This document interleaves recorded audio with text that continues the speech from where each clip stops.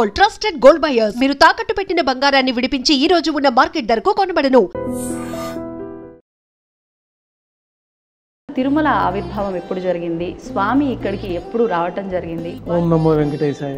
తిరుమలలో శ్రీవారు సాక్షాత్తు వైకుంఠం నుంచి భూలోకంలోకి వచ్చి పద్మావతి పడినార్థం స్వామివారి ఇక్కడ ఆవిర్భవించినట్టు మనకి పురాణాల్లో చెప్పబడింది. క్షేత్రం అంతా కూడా సముద్ర గర్భంలోనే ఉంది. సుమారు 200 కోట్ల సంవత్సరాల క్రితం అని చెప్పి వాళ్ళు ఆ విధంగా స్వామివారు స్వయంభూ మన్వంతరులు ఆది కలియుగంలో ఇక్కడ ఆవిర్భవించారు. ఎప్పటి వరకు స్వామి వైకుంఠంలో కాకుండా ఇక్కడే ఉండిపోతారు అనేది ఎక్కడైనా ఉందా గురుజీ? స్వామివారు ఎప్పుడు ఎన్ని యుగాలైనా ఇక్కడే ఉంటారు. అంటే బ్రహ్మదేవుడు స్వామి ఆరాధన చేశాడు కాబట్టి బ్రహ్మోత్సవాలు అనే కార్యక్రమం అప్పటి నుంచి మొదలైంది.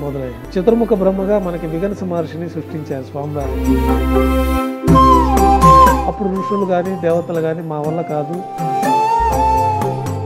ఆ వికనస మహర్షి పరంపరగానే మేమందరం చెప్పుకుంటూ స్వామివారిని ఆరాధన చేస్తాం. ఈ క్షేత్రం యొక్క మహిమ గురించి, విశిష్టత గురించి క్లుప్తంగా. తిరుమల క్షేత్రం అంత క్షేత్రము ప్రపంచంలో లేదు. అందుకని ఈ క్షేత్రంలో అడుగుపెట్టిన దగ్గర నుంచి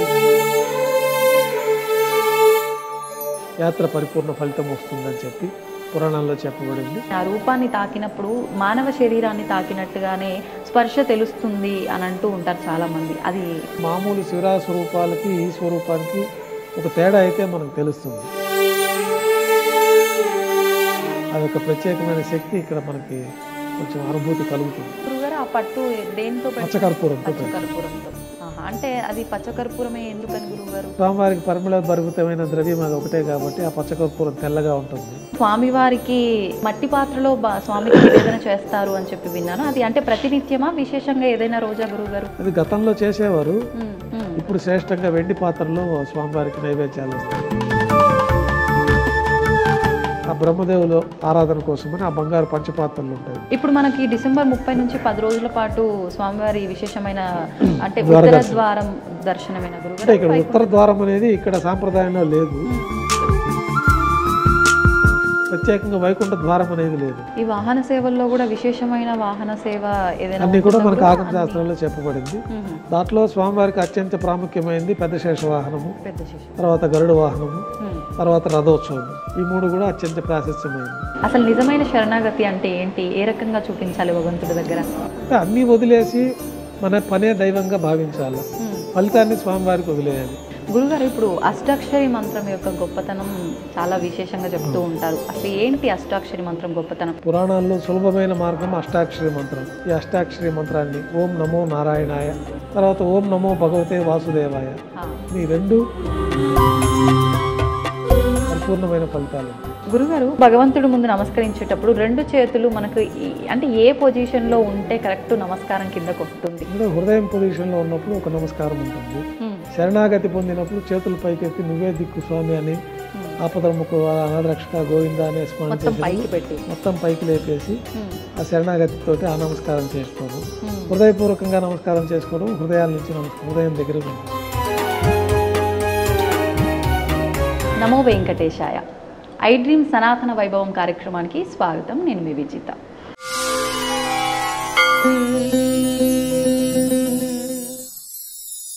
కలియుగ ప్రత్యక్ష దైవం సాక్షాత్తు వెంకటేశ్వర స్వామి అని చెప్పి పెద్దవాళ్ళు చెప్తూ ఉంటారు. అటువంటి స్వామిని దర్శించుకోవటానికి లెక్కలేనంత భక్తులు స్వామివారి అనుగ్రహాన్ని పొందడం కోసం స్వామివారి క్షేత్రానికి బారులు తీరుతూ ఉంటారు. మరి అసలు స్వామివారి ఆవిర్భావం ఎలా జరిగింది, ఆలయ విశిష్టత ఏంటి, ఎంతమంది ఎన్ని రకాలుగా చెప్పినా మళ్ళీ మళ్ళీ స్వామివారి గురించి వినాలని అనిపిస్తుంది, మనకు తెలుసుకోవాలని అనిపిస్తుంది. దాన్ని కరెక్ట్గా చెప్పగలిగిన వ్యక్తి ఉంటే ఆ సమాచారాన్ని తీసుకోవడానికి నిజంగా మనకు ఎంత అదృష్టం ఉండి ఉంటుందో అనిపిస్తుంది. అటువంటి వ్యక్తే ప్రస్తుతం నాతో పాటు ఉన్నారు. తిరుమల శ్రీవారి ఆలయ ప్రధాన అర్చకులు వేణుగోపాల్ దీక్షితులు గారు. ఇప్పుడు గురువుగారితో మాట్లాడి క్లుప్తంగా స్వామివారికి సంబంధించిన వివరాలు కానివ్వండి, క్షేత్రానికి సంబంధించిన విశిష్టతలు, మహిమల గురించి సవివరంగా అడిగి తెలుసుకునే ప్రయత్నం చేద్దాం. నమో వెంకటేశాయ స్వామి. గురుగారు, స్వామి గురించి చెప్పాలంటే అసలు మాటలే సరిపోవని చెప్పాలి. అసలు ముందుగా తిరుమల అనంటే పెద్దవాళ్ళ నుంచి చిన్నవాళ్ళ వరకు ఎటువంటి తారతమ్యం లేకుండా ఎప్పుడు స్వామిని చూస్తామా అనే ఒక ఆతృతతో ఉంటూ ఉంటారు. అంటే విశేషంగా ఈ క్షేత్రానికి ఒక ఆకర్షణ ఉంది అని కూడా చెప్తుంటారు. మనం ఇవన్నీ మాట్లాడుకోబోయే ముందు అసలు తిరుమల ఆవిర్భావం ఎప్పుడు జరిగింది, స్వామి ఇక్కడికి ఎప్పుడు రావటం జరిగింది, వాటి గురించి మాట్లాడుకుందాం. ఓం నమో వెంకటేశాయ. భక్తులందరికీ శ్రీవారి ఆశీస్సులు ఎల్లవేళలా ఉండాలని కోరుకుంటూ, తిరుమలలో శ్రీవారు సాక్షాత్తు వైకుంఠం నుంచి భూలోకంలోకి వచ్చి పద్మావతి పడినార్థం స్వామివారి ఇక్కడ ఆవిర్భవించినట్టు మనకి పురాణాల్లో చెప్పబడింది. స్వామివారు ఆవిర్భవించింది మనకి పంచాంగ గణనం ప్రకారం స్వయంభూ మన్వంతర కాలంలో ఆది కలియుగంలో స్వామివారి ఇక్కడ ఆవిర్భవించారన్నది పురాణాల ద్వారా తెలుస్తూ ఉన్నది. ఆది మన్వంతరం అంటే సుమారుగా ఏ యుగంలో అలా ఏమైనా? అంటే మనకి పంచాంగ గణనం ప్రకారము 4 యుగాలు, కృతయుగము, ద్వాపరయుగము, త్రేతాయుగము, కలియుగము. ఈ 4 యుగాలు కలిపితే 43 లక్షల చిల్లర సంవత్సరాలు వస్తాయి. అట్లాంటివి 72 ఒక మనువు పరిపాలిస్తారు. స్వయంభూ మన్వంతరం నుంచి ప్రారంభమవుతుంది. స్వయంభూ మన్వంతరం అయిపోయింది. స్వారోచిష, ఉత్తమ, తామరస, రైవత, చాక్షుష. ప్రస్తుతం మనము వైవస్వత మన్వంతరంలో కలియుగంలో ప్రథమ పాదంలో ఉన్నాము. ఈ లెక్కల ప్రకారం 43,22,000 ఇంటూ 72 ఇంటూ 6 అయిపోయిన తర్వాత అది ఎంత వస్తుంది అనేది మనకి దాదాపు 200 కోట్ల సంవత్సరాలకు పైగానే వస్తుంది మనకి ఆ లెక్క చూస్తే. దానికి నిదర్శనంగా కూడా మనకి ఈ తిరుమల క్షేత్రములో శిలాస్వరూపాలు మన దీనికి ఇక్కడ సహజ శిలాతోరణం ఉన్నది. ఈ శిలల యొక్క స్వరూపం వయసు ఎంత అన్నది కూడా ఆర్కియాలజీ వాళ్ళు నిర్ధారణ చేస్తున్నారు. ఇదంతా కూడా ఒకప్పుడు సముద్ర గర్భంలో ఉండేదని, దీని శిలల వయసు సుమారు 200 కోట్ల సంవత్సరాలకి పూర్వం అనేసి. అంటే ఈ శేషాచల కొండలు అని చెప్పుకునే క్షేత్రం అంతా కూడా సముద్ర గర్భంలోనే ఉండేది. సుమారు 200 కోట్ల సంవత్సరాల క్రితం అని చెప్పి వాళ్ళు, ఇప్పుడు మన శిలాతోరణాన్ని మీరు దర్శించినట్లయితే అక్కడ ఆర్కియాలజీ డిపార్ట్మెంట్ వాళ్ళు దాన్ని పరిశోధించి డిక్లరేషన్ అక్కడ పెట్టున్నారు. మనకి పురాణాల ప్రకారం కూడా ఆ స్వయంభూ మన్వంతరము ఆది కలియుగంలో స్వామివారి ఇక్కడ ఆవిర్భవించారని చెప్పడానికి ఈ యొక్క శిలాజాల వయసును కూడా మనకు నిర్ధారణ చేసుకుంటే 2 సరిపోతాయి. ఆ విధంగా స్వామివారు స్వయంభూ మన్వంతరంలో ఆది కలియుగంలో ఇక్కడ ఆవిర్భవించారు. మామూలు కృతయుగంలో, ద్వాపరయుగంలో, త్రేతాయుగంలో యజ్ఞయాగాదులు చేసి ఎన్నో సంవత్సరాల పాటు తపస్సు చేస్తే కానీ స్వామి అనుగ్రహం కలగదు.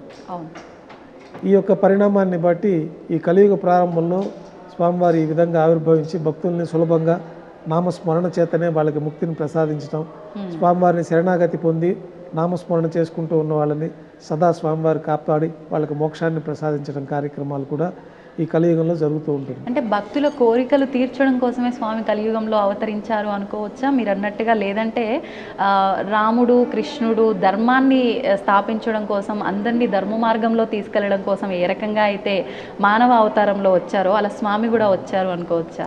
స్వామివారు అయితే భక్తజన రక్షణ కోసమే భూలోకంలో అవతరించారు ఈ కలియుగంలో.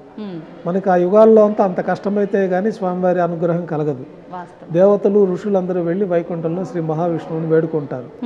స్వామి, ఈ యొక్క కలియుగంలో మీరు అర్చావతార స్వరూపంగా ఆవిర్భవించి భూలోకంలో ధర్మం 3 పాదాల్లో ఉంటుంది కాబట్టి మీరు భక్తులను రక్షించడానికి, భక్తులను అనుగ్రహించడానికి ఒక మార్గాన్ని చెప్పండి అంటే స్వామివారు సాక్షాత్తు వైకుంఠం నుంచి శ్రీ వైకుంఠంలో విరక్తి చెంది భూలోకంలో వచ్చినట్టే మనకి శ్లోకాల్లో కూడా శ్రీ వైకుంఠ విరక్తాయ స్వామి పుష్కరిణీ తటే రమయ రమమానాయ వెంకటేశాయ మంగళం అంటారు.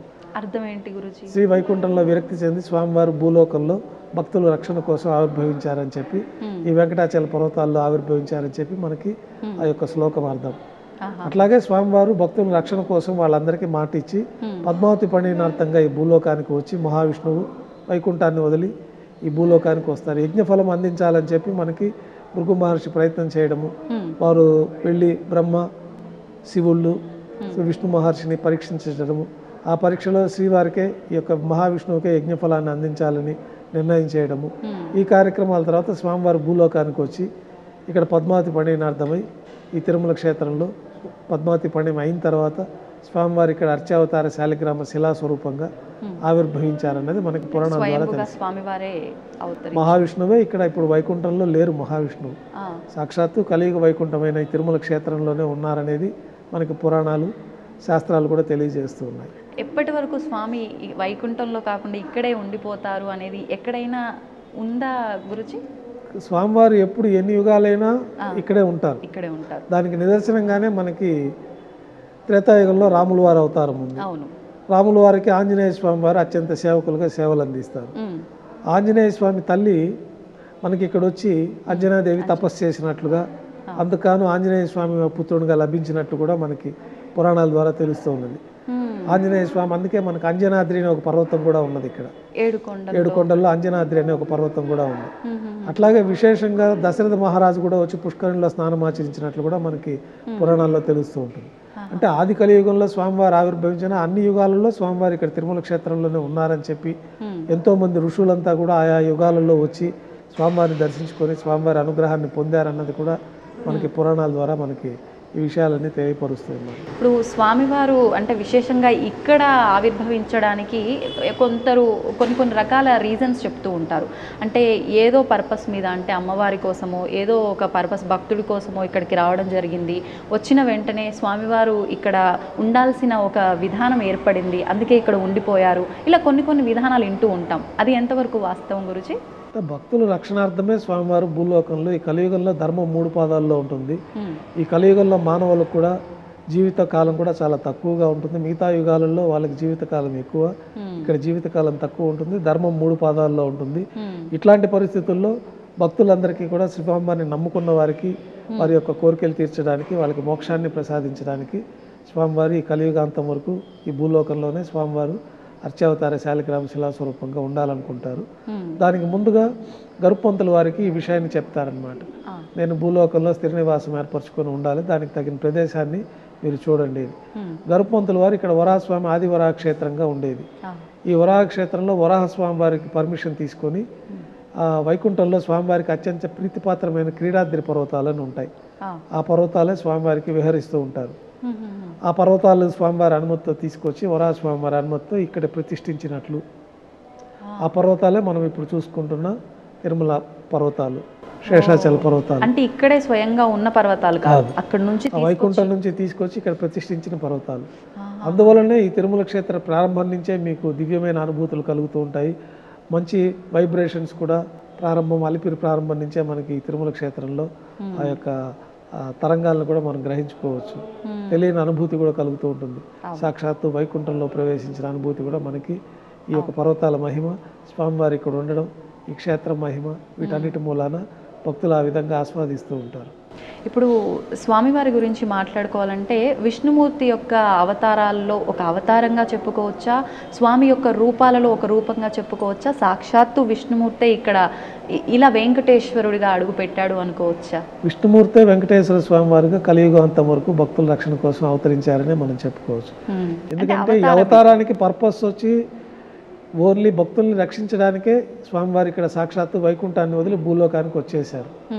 ఇప్పుడు వైకుంఠంలో స్వామివారు లేరు. వైకుంఠం అంతా తిరుమల క్షేత్రము, ఇక్కడే ఉన్నారు. గంధర్వులు, కిన్నెరులు, కింపురుషులు, యక్షులు, ఋషులంతా కూడా ఈ పర్వతాల్లో అదృశ్య రూపంలో ఉండి స్వామివారిని సదా దర్శించుకుంటూ స్వామివారికి సేవ చేసుకుంటూ ఉంటారన్నది కూడా మనకి పురాణాల్లో చెప్పబడింది. తిరుమల శ్రీవారి ఆలయంలో కూడా ఆ విధానాలు నేటికి పాటించుకుంటూ వస్తున్నాము. ప్రతిరోజు రాత్రి ఏకాంత సేవ పూర్తయిన తర్వాత దేవాలయం తలుపులు మూసివేసి ఇంటికి వచ్చేసిన తర్వాత సాక్షాత్తు చతుర్ముఖ బ్రహ్మదేవులు వారే వచ్చి స్వామివారికి ఆరాధన చేస్తూ ఉంటారు. గంధర్వులు, కిన్నెరులు, కింపురుషులు, యక్షులు, ఋషులంతా కూడా వచ్చి స్వామివారిని దర్శించుకొని స్వామివారి యొక్క అనుగ్రహాన్ని పొందుతుంటారని చెప్పి మనకి ఈనాటికి కూడా ఆ యొక్క తీర్థాన్ని అక్కడ ఉంచడము. అట్లాగే స్వామివారు వైకుంఠం నుంచి ఇక్కడికి వచ్చి పద్మావతి అమ్మవారిని వివాహం చేసుకున్న తర్వాత కన్యామాసం శ్రవణ నక్షత్రం రోజున ఇక్కడ శిలాస్వరూపంగా ఆవిర్భవించారని చెప్పి ఆ ప్రతీకగానే బ్రహ్మదేవుల వారే ఈ యొక్క స్వామివారికి ఆరాధనలు, బ్రహ్మోత్సవాలు కూడా నిర్వహించారని చెప్పి, అందుకే బ్రహ్మోత్సవాలు అని చెప్పి మనం ప్రతి ఏటా అత్యంత వైభవంగా స్వామివారికి 9 రోజుల పాటు పుట్టినరోజు వేడుకలలాగా మనం ఆ యొక్క బ్రహ్మోత్సవాలు నిర్వహిస్తూ ఉంటాము. అంటే బ్రహ్మదేవుడు స్వామి ఆరాధన చేశాడు కాబట్టి బ్రహ్మోత్సవాలు అనే కార్యక్రమం అప్పటి నుంచి మొదలైంది. అంటే స్వామి అవతరించిన వెంటనే ఈ క్రతువు ఆరంభమైందా గురుజీ? బ్రహ్మదేవుల వారే వచ్చి స్వామివారికి ఆరాధన చేశారని, చతుర్ముఖ బ్రహ్మగా మనకి విగనస మహర్షిని సృష్టించారు స్వామివారే. ఆ విగనస మహర్షి స్వామివారికి ఆరాధన చేస్తూ ఉంటారు. నవబ్రహ్మంలో విగనస మహర్షి కూడా చతుర్భుజాలతోటి సాక్షాత్తు శ్రీ మహావిష్ణువు యొక్క స్వరూపంలో నుంచి ఆవిర్భవించి, అంటే ఈ ఋషులందరూ వెళ్ళి స్వామివారిని కలియుగాంతం వరకు మీరు భూలోకంలో ఉండి భక్తులను రక్షించాలని కోరినప్పుడు నాకు వాళ్ళు ఋషుల్ని దేవతలందరినీ పిలిచి తగిన విధి విధానాలు పూజా విధానాలు ఇవి ఏర్పాటు చేస్తే నేను ఉంటాను, దానికి తగిన శాస్త్రాన్ని మీరు ఏర్పాటు చేయవలసిందని వాళ్ళందరినీ కోరుతారు. అప్పుడు ఋషులు కానీ దేవతలు కానీ మా వల్ల కాదు, తమరికి సంతృప్తికరంగా సేవలు అందించే విషయంలో దానికి తగిన మార్గాలు నిర్దేశం చేయడంలో మాకు ఆ శక్తి సరిపోదని చెప్పి స్వామివారిని మీరే దీనికి ఒక తరుణోపాయాన్ని ఆలోచించి చెప్పాల్సిందిగా కోరుతారు.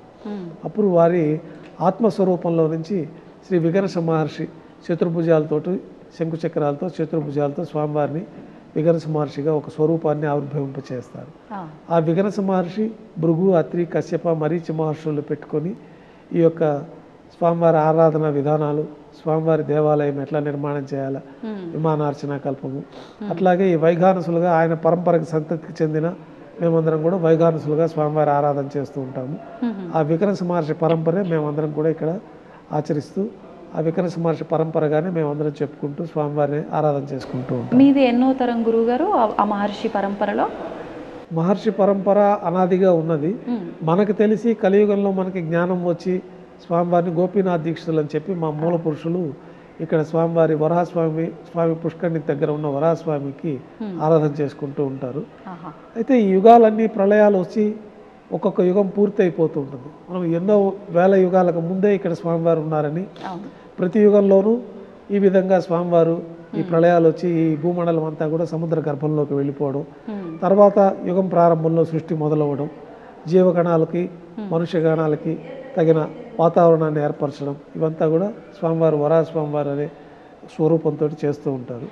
ఈ వరాహస్వామివారు కూడా ఈ భూమండలం అంతా సముద్ర గర్భంలో ఉన్నప్పుడు శ్రీ మహావిష్ణువు ముక్కులో నుంచి ఒక చిన్న స్వేద బిందువులాగా ఒక బిందువు వచ్చి ఆ బిందువు ప్రళయాకారంగా వృద్ధి చెంది ఈ సముద్ర గర్భంలో ఉన్న ఈ యొక్క భూమండలాన్ని భూమాతను తీసుకొచ్చి తిరిగి జీవన విధానానికి ఏర్పాటు చేసిన విధంగా మనకి పునఃసృష్టి జరిగినట్లుగా చేయడం అనేది కూడా మనకి వరాహ అవతారం ప్రాముఖ్యంలో తెలుస్తూ ఉంటుంది.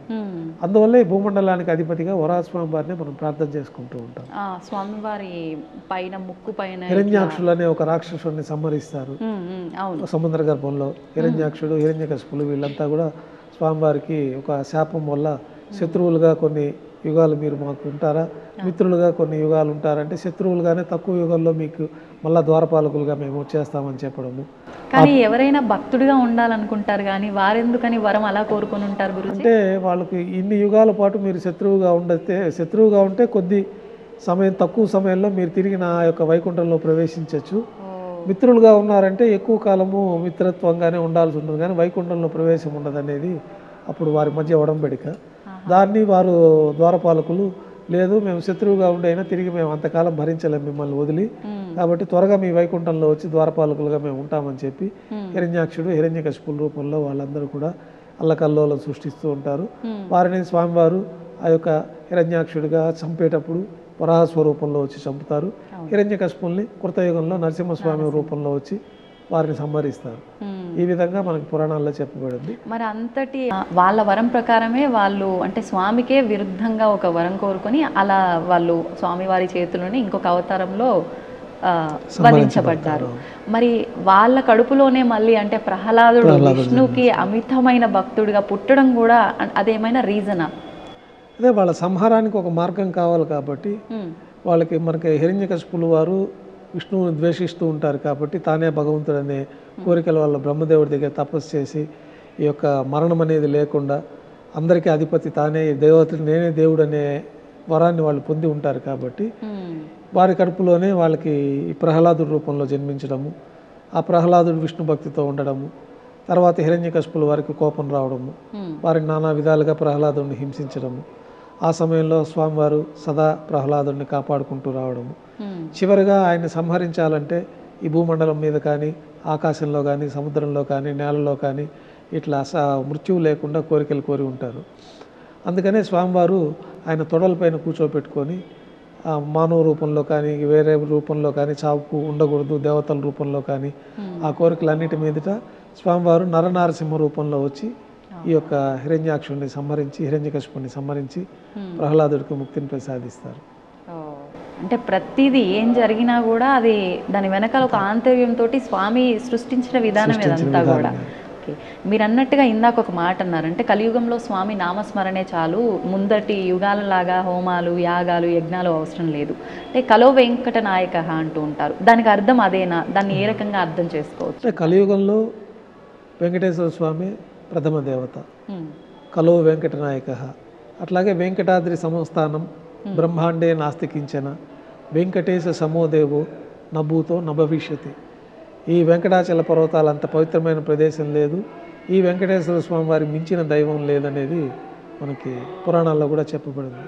అదే వెంకటాద్రి సంస్థానం బ్రహ్మాండే నాస్తికించన, ఈ బ్రహ్మాండంలో ఇంతకు మించిన సంస్థానం లేదు.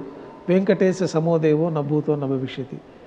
ముందు కానీ తర్వాత కానీ ఇంతటి మహిమాన్వితమైన దేవతామూర్తులు, అంత సమానమైన దేవతలు ఎవరు లేరన్నది కూడా మనకి పురాణాల ద్వారా తెలుస్తూ ఉంటుంది. అందువల్లే స్వామివారిని గోవిందనామ స్మరణ చేతనే ఆయనని శరణాగతి పొందిన వారికి సమస్తమైన కోరికలను తీర్చడం.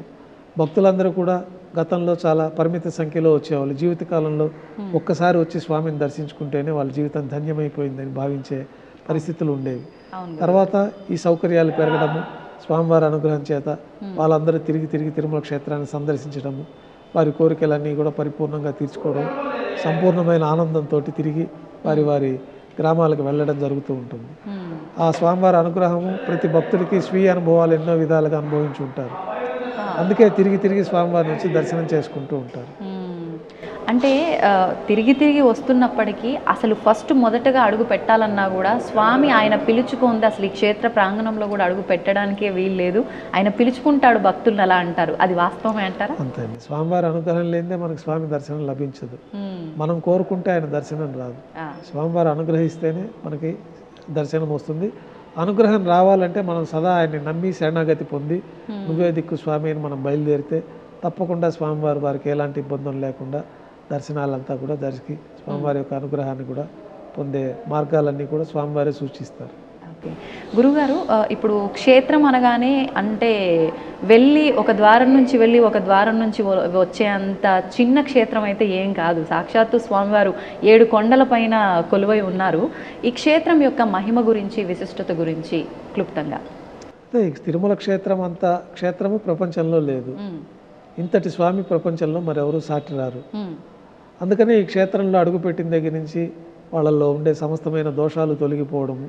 ఈ తిరుమల క్షేత్రంలో మొట్టమొదటిసారిగా కూడా ఈ క్రమం ఎట్లా చెప్పబడి ఉందంటే, ఈ స్వామివారికి స్థలం ఇస్తారు. ఇచ్చినప్పుడు స్వామివారు అక్కడ ఉత్తర నైరుతి భాగంలో, దక్షిణ నైరుతి భాగంలో స్వామివారు ఆవిర్భవించి ఉంటారు. అయితే గోపీనాథ దీక్షల వారికి వరాహస్వామి చెప్తారు, ఈ కలియుగాంతంలో, ఈ కలియుగ ప్రారంభంలో స్వామివారు అక్కడ ఉన్నారన్న సంగతి మనకు తెలియదు కదా. అప్పుడు ఆయనకి మన గోపీనాథ్ దీక్షితుల వారు, మా మూల పురుషులకి, ఈ వరహస్వామి వారి దక్షిణ నైరుతిలో చింత చెట్టు కింద వాల్మీకం అంటే పాము పుట్ట కింద స్వామివారు శిలాస్వరూపం ఉన్నది. అర్చావతార స్వరూపంగా స్వామివారి శిలాస్వరూపమైన స్వరూపం అక్కడ ఉంది. మీరు ప్రతిష్ఠించి ఆగమన ప్రకారంగా ఆరాధనలు చేయవలసిందని ఆజ్ఞాపిస్తారు. తర్వాత గోపీనాథ్ దీక్షితుల వాళ్ళు రంగదాసుడు అనే భక్తుని ద్వారా వెళ్ళి అక్కడ స్వామివారిని తీసుకొని ప్రతిష్ఠించి ఫస్ట్ దారోష్ణమైన గోక్షీరంతో స్వామివారికి అభిషేకం గావించి ఆగమోక్తంగా ప్రతిష్ఠ జరుగుతుంది. ఆనాటి నుంచి నేటి వరకు కూడా వైఖానస భగవత్ శాస్త్రం ప్రకారమే స్వామివారికి ఆరాధన జరుగుతూ ఉంటుంది. ఈ స్వామివారికి ఇక్కడ స్థలం ఇచ్చేక ముందు ఒక ఒడంబడిక ఏర్పాటు చేసుకుంటారు. ఏంటి గురువుగారు? ముందుగా వరాహస్వామివారికే దర్శనం చేసుకోవాలి. వరాహస్వామిలో పుష్కరిణిలో స్నానం ఆచరించడం, తర్వాత వరాహస్వామివారి దర్శనం చేసుకోవడం, తర్వాతనే శ్రీ వెంకటేశ్వర స్వామివారి దర్శనం చేసుకుంటే యాత్ర పరిపూర్ణ ఫలితం వస్తుందని చెప్పి పురాణాల్లో చెప్పబడి ఉంది. ఆ యొక్క సాంప్రదాయం ప్రకారం నేటికి కూడా ముందుగా శ్రీ వరాహస్వామి వారికే పూజలు ప్రారంభమవుతాయి. ముందుగా నైవేద్యం కూడా వరాహస్వామి వారికి నైవేద్యం అయిన తర్వాతనే స్వామివారికి నైవేద్యం జరపబడుతూ ఉంటుంది. ఈ మహిమాన్వితమైన క్షేత్రంలో భక్తులందరూ కూడా వచ్చి స్వామివారి యొక్క దివ్యమంగళ శక్తిని, స్వామివారి యొక్క స్వరూపాన్ని దర్శించుకొని క్షణకాలం దర్శించుకుంటారు. మళ్ళీ స్వరూపం అనేది గుర్తుండదు. మళ్ళీ వెనక్కి తిరిగి స్వామివారిని దర్శించుకోవాలనే ఒక అనుభూతి వాళ్ళకి ఎక్కువగా ఉంటుంది. ఎందుకని అంటారు గురువుగారు అలా? అంటే సాక్షాత్తు శాలిగ్రామ శిలా స్వరూపము, అతీతమైన శక్తి కళ స్వరూపం కాబట్టి అది మనకి మనసులో నిలబడదు ఆ స్వరూపం.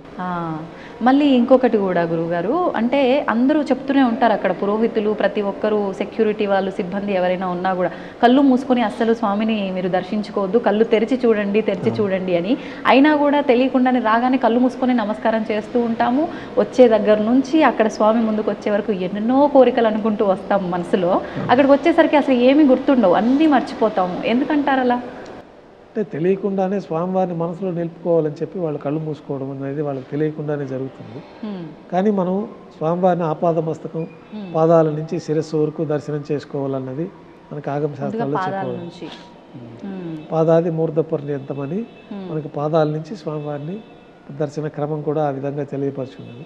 భక్తులందరూ కూడా ఆ క్షణకాలంలో స్వామివారిని దర్శించుకున్న దాంట్లో ఈ యొక్క ఏమేమి కోరుకోవాలనుకున్నారో కూడా అన్నీ మర్చిపోతారు. అయితే వారు కోరుకోకపోయినా వారికి ఏం కావాలో స్వామివారు తప్పకుండా వాళ్ళు అనుకున్న దానికంటే ఎక్కువగానే ప్రసాదిస్తారు. చాలామందికి అది స్వీయ అనుభవం ఉంటుంది. మనం 100 రూపాయల లాభం కోరుకుంటే స్వామివారు 1000 రూపాయల లాభం, 1,00,000 రూపాయల లాభం ఇవ్వదలుచుకుంటారు. కాబట్టి ఆ విధంగా స్వామివారి అనుగ్రహం ఇంతమంది లక్షల మంది భక్తులకు కూడా స్వీయంగా అనుభవాలు అయ్యి వాళ్ళు తిరిగి వచ్చి స్వామివారిని దర్శించుకుంటారు. అయితే స్వామివారు అట్లా దర్శనం చేసుకొని పక్కకు రాగానే మళ్ళీ తిరిగి చూడాలనిపిస్తుంది. అది ఆ స్వామివారి యొక్క శక్తి. ఆలయంలో ఉండే ఆ తరంగాలంతా కూడా దివ్యమైన శక్తి తరంగాలన్నీ ఉంటాయి. అవును. ఇప్పుడు అంటే తిరుమల క్షేత్రానికి రావాలి అని అంటే ఎన్నెన్నో వ్యయ ప్రయాసలతో, ఎన్నో కష్టాలతో, ఎంతెంతో సేపు క్యూ లైన్లలో ఉండి ఇబ్బంది పడి చాలా అంటే విసిగిపోతూ ఉంటారు కొంతమంది. అవన్నీ స్వామివారికి ముందు గర్భగుళ్ళ ముందరకు వచ్చేసరికి అన్నీ మర్చిపోతారు. ఎందుకు అంటే ఆయన ముగ్ధ మనోహరమైన రూపం చూసి అట్లా అందరూ కూడా నిలబడిపోతారు ఒక క్షణం అని చెప్పొచ్చు. ఒక్కసారి ఆయన రూపం గురించి మనం మాట్లాడుకుందాం విశేషంగా. అంటే స్వామి శంఖ చక్రాలతో ఎంత అందంగా ఒక్కొక్క రోజు ఒక్కొక్క అలంకరణతో, ఒక్కొక్క రకమైన ఆభరణంతో కనువిందు చేస్తూ ఉంటారు భక్తులందరినీ కూడా. వాటి గురించి ఏ రోజున ఎటువంటి అలంకారాలు ఉంటాయి, ఏంటి వాటి గురించి? స్వామివారు ఈ భూలోకంలో సాక్షాత్తు మహావిష్ణువు వచ్చి పద్మావతి దేవుని పెళ్లి చేసుకున్న తర్వాత మహావిష్ణువే శిలాస్వరూపం అయిపోయారు. అయినప్పుడు స్వామివారు దోవతి కట్టుకొని ఉంటారు.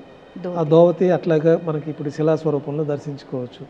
వేళ్ళన్నిటికీ ఉంగరాలు ఉంటాయి, 10 వేళ్ళకి ఉంగరాలు వేసుకొని ఉంటారు స్వామివారు. ఆ ఉంగరాలతో పాటే శిలాస్వరూపం అయ్యారు కాబట్టి ఆ ఉంగరాలు కూడా మనం స్వామివారి యొక్క శిలాస్వరూపంలో దర్శించుకోవచ్చు. అట్లాగే కాలికి మెట్టెలు, అందెలు, పాగడాలు. స్వామివారి వక్షస్థలంలో మహాలక్ష్మి అమ్మవారు వ్యూహలక్ష్మి రూపంగా సూక్ష్మ స్వరూపంలో వేంచేసి ఉంటారు. అందువల్లనే మనకి స్వామికి ఇక్కడ అభిషేకం శుక్రవారం నాడు చేయడం జరుగుతుంది. అమ్మవారు ఉండటం వల్ల అమ్మవారి ప్రాధాన్యత తీసుకొని శుక్రవారం నాడు అభిషేకం చేయడం జరుగుతుంది. శుక్రవారం నాడు మూలవర్ల అభిషేకంతో పాటు వక్షస్థలంలో ఉన్న మహాలక్ష్మి అమ్మవారికి కూడా విశేషంగా పసుపు జలంతో అభిషేకం జరుగుతుంది. అట్లాగే స్వామివారి కిరీటాన్ని ధరించే శిలాస్వరూపం అయ్యారు కాబట్టి కిరీటంతో పాటే స్వామివారు మనకి ఆ స్వరూపాన్ని మనం శాలిగ్రామ శిలాస్వరూపంగా దర్శించుకోవచ్చు. యజ్ఞోపవీతం ఉంటుంది, ఆభరణాలు ఉంటాయి, దశావతార వడ్డాణాలు, ఇవన్నీ కూడా స్వామివారి ఆభరణాలతోటే మనం శిలాస్వరూపంలో దర్శించుకోవచ్చు. అవన్నీ మనకు తెలియాలని చెప్పి మనకి రాజులు ఈ భక్తులందరూ ఆభరణాలు చేయిస్తే ఆభరణాలని మనం బంగారు స్వర్ణాభరణాలుగా స్వామివారికి అలంకరణ చేస్తాం. అంటే సాక్షాత్తు ఇప్పుడు ఒక మానవ రూపంలో అంతా అలంకరించుకొని స్వామి మన ముందు ఉంటే ఎలా ఉన్నారో ఆ రకంగా స్వామివారు విగ్రహ రూపంలోకి మారిపోయారు కాబట్టి అదే విధమైన అలంకరణలు నిత్యము చేస్తూ ఉంటారు. మనం కావాలంటే ఆ స్వరూపాన్ని ఒక శుక్రవారం నాడు మాత్రమే అభిషేకం సేవ దొరికిన వాళ్ళకి మాత్రమే స్వామివారి ఆభరణాలు కానీ వస్త్రాలు కానీ ఏమీ లేకుండా శాలిగ్రామ శిలా స్వరూపాన్ని మనం శుక్రవారం రోజు మాత్రమే. కానీ చాలా మంది భక్తులు గురువారం రోజు స్వామి ఆభరణాలతో ఉండరు, ఆ రోజే నిజరూప దర్శనం. అయితే ఆ రోజు దోవతి ఉత్తరీయం వేసుకొని ఉంటారు స్వామివారు.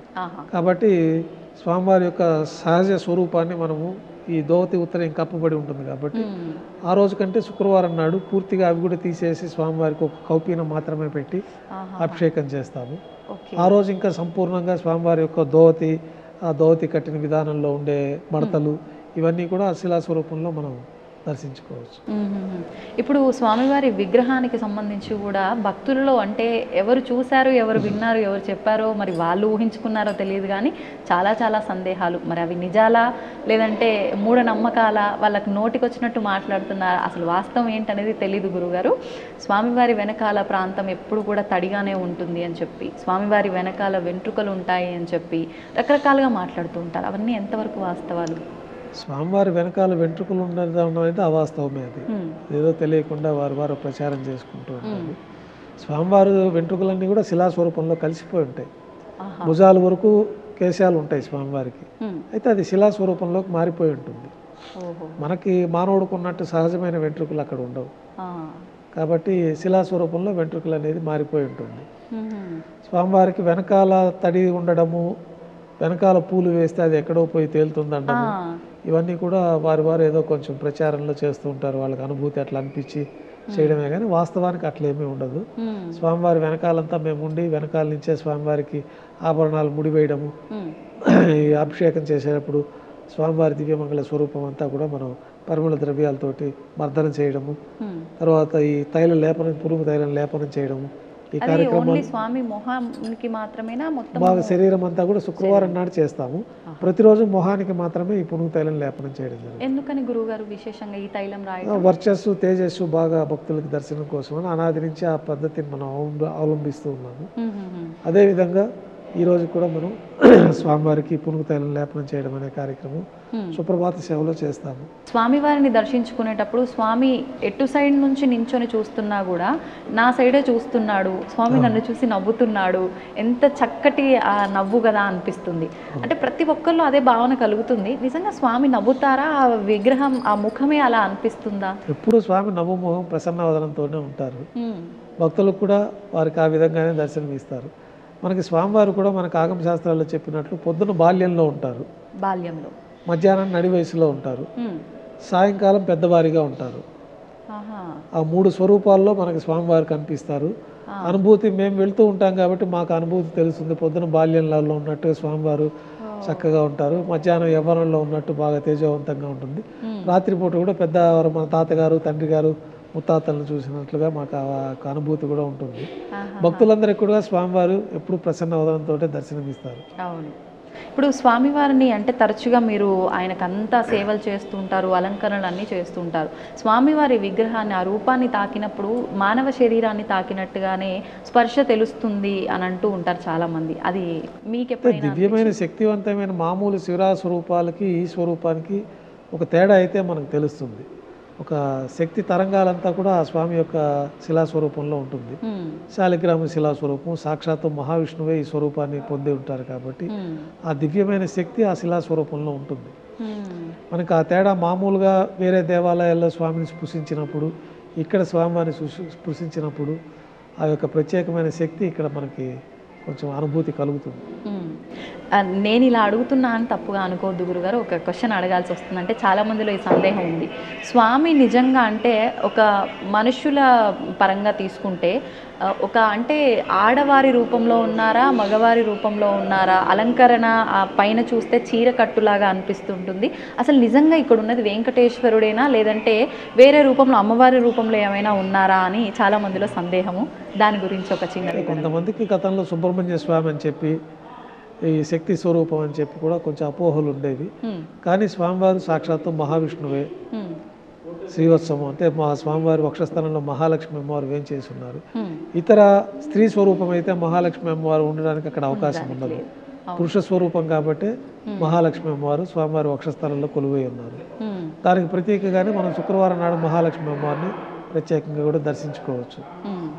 కాబట్టి స్వామివారి పురుష స్వరూపమే, సాక్షాత్తు శ్రీ మహావిష్ణువు యొక్క స్వరూపమే ఖచ్చితంగా మనం చెప్పవచ్చు. దాంట్లో ఎటువంటి సందేహాలు లేవు.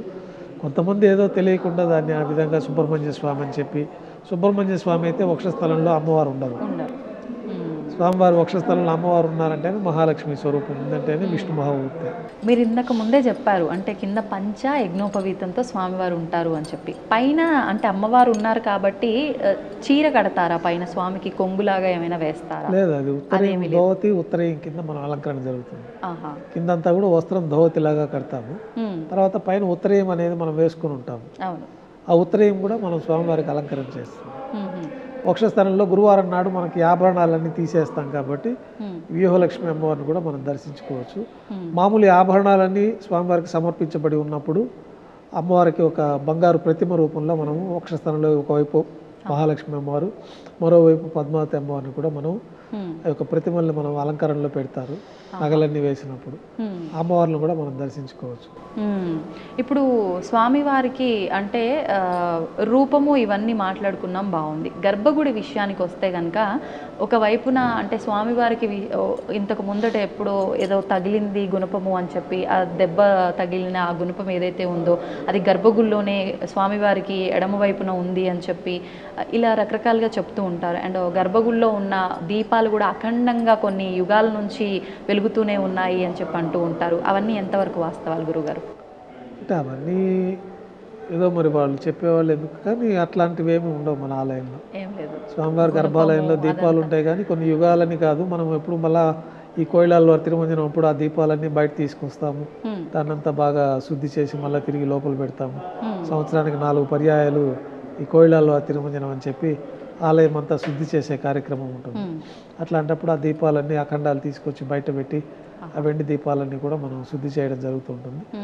అట్లా కార్యక్రమాలన్నీ ఉంటాయి కాబట్టి కొన్ని యుగాల నుంచి ఉంటున్నది అట్లాగే అనేది మరి ఏదో మరి అది కొంచెం ఒక అపోహ మాత్రమే అనుకోవచ్చు. మరి గుణపం సంగతి ఏంటి గురువు గారు? గుణపం అనంతాల వారి తోటలో స్వామివారికి గుణపం దెబ్బ తగిలిందని చెప్పి మనకి ఇక్కడ స్థల పురాణంలో అట్లా చెప్పబడి ఉంది. దాని ప్రతీకగానే మనకి మహద్వారం పైన ఆ గుణపం ఉంటుంది, ఏలాడుతూ ఉంటుంది పైన.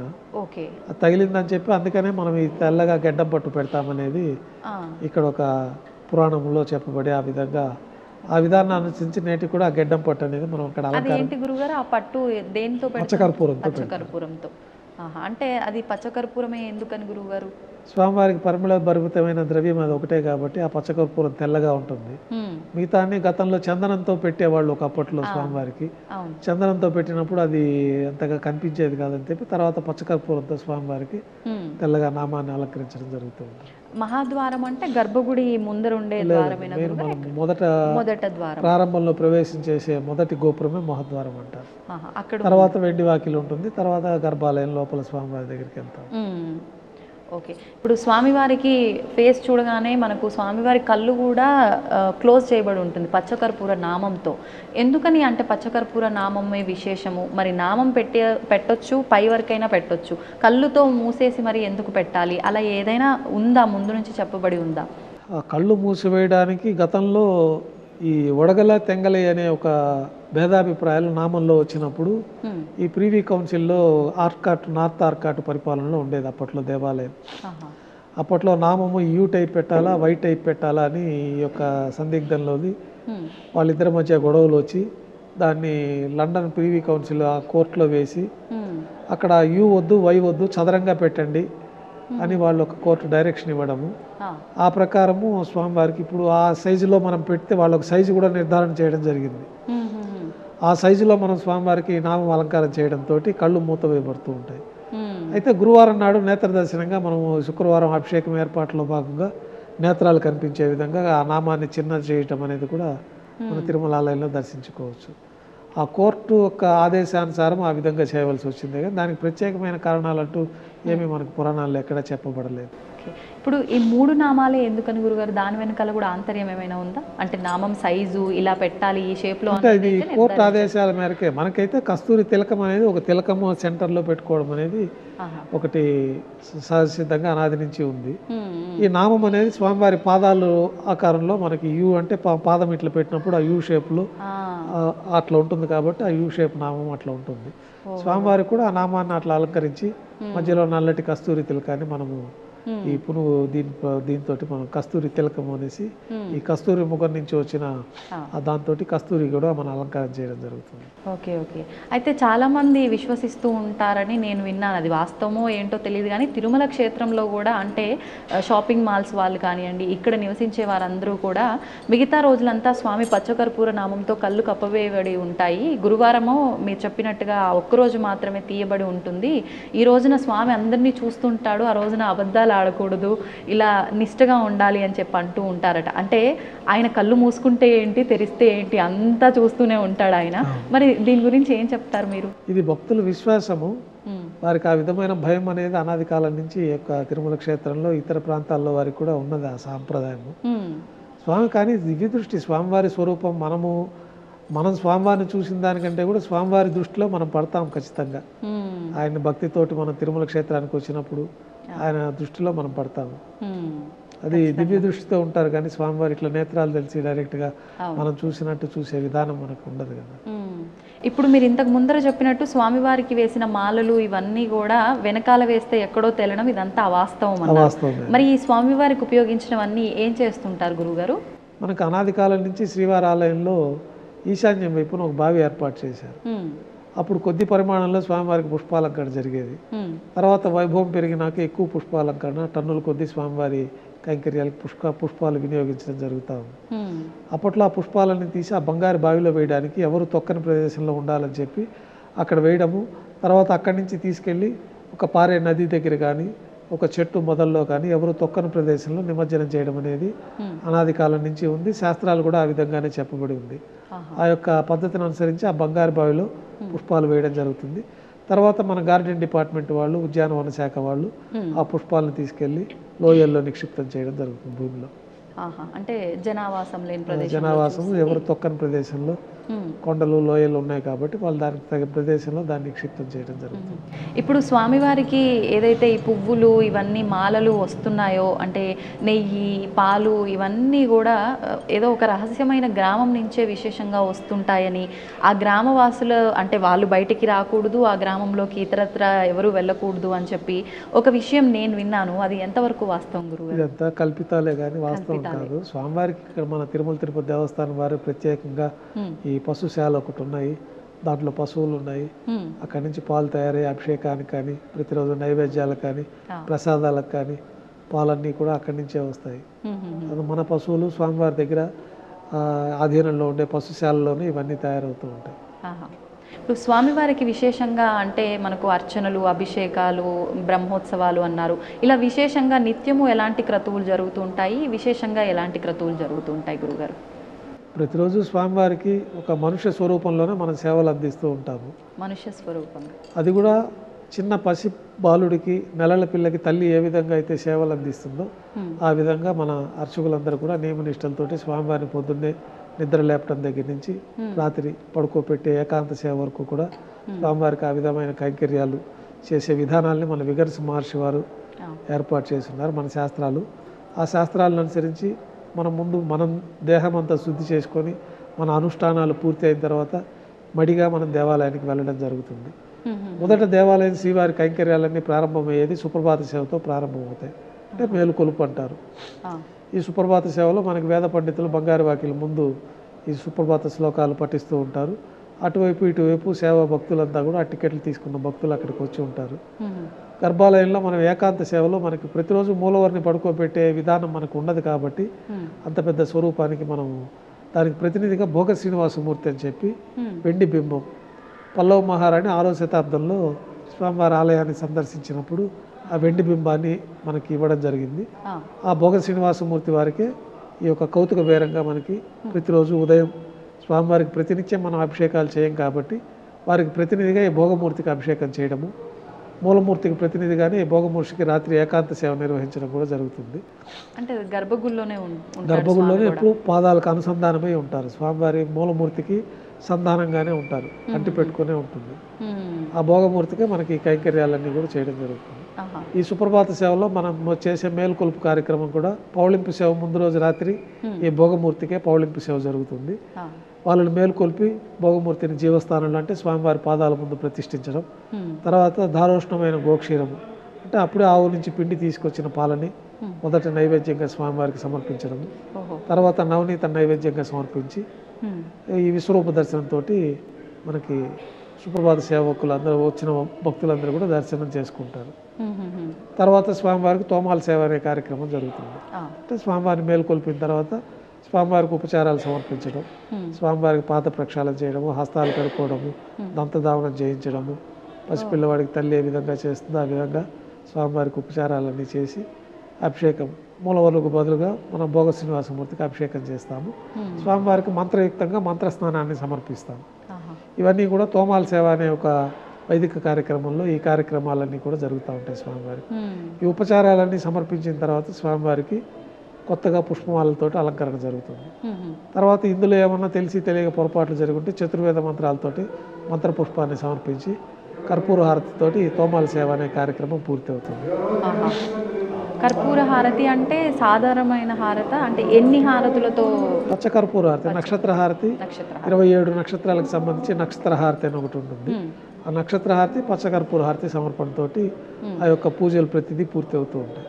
తోమాల సేవ అనంతరం స్వామివారికి బంగారు వాకిల్లో, ఈయన చక్రవర్తి కాబట్టి కొలువు నిర్వహిస్తారు, దర్బారు.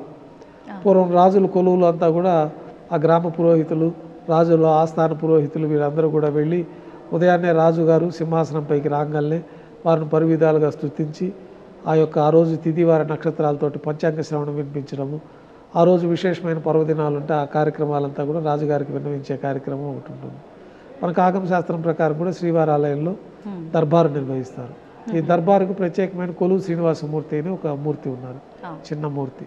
ఆ మూర్తిని బంగారు వాకిల్ లోపల రాముల వారి వేడకి బంగారు వాకిల్కి మధ్యలో ఉండే ఘంటా మండపంలో ఈ యొక్క దర్బారు నిర్వహిస్తారు.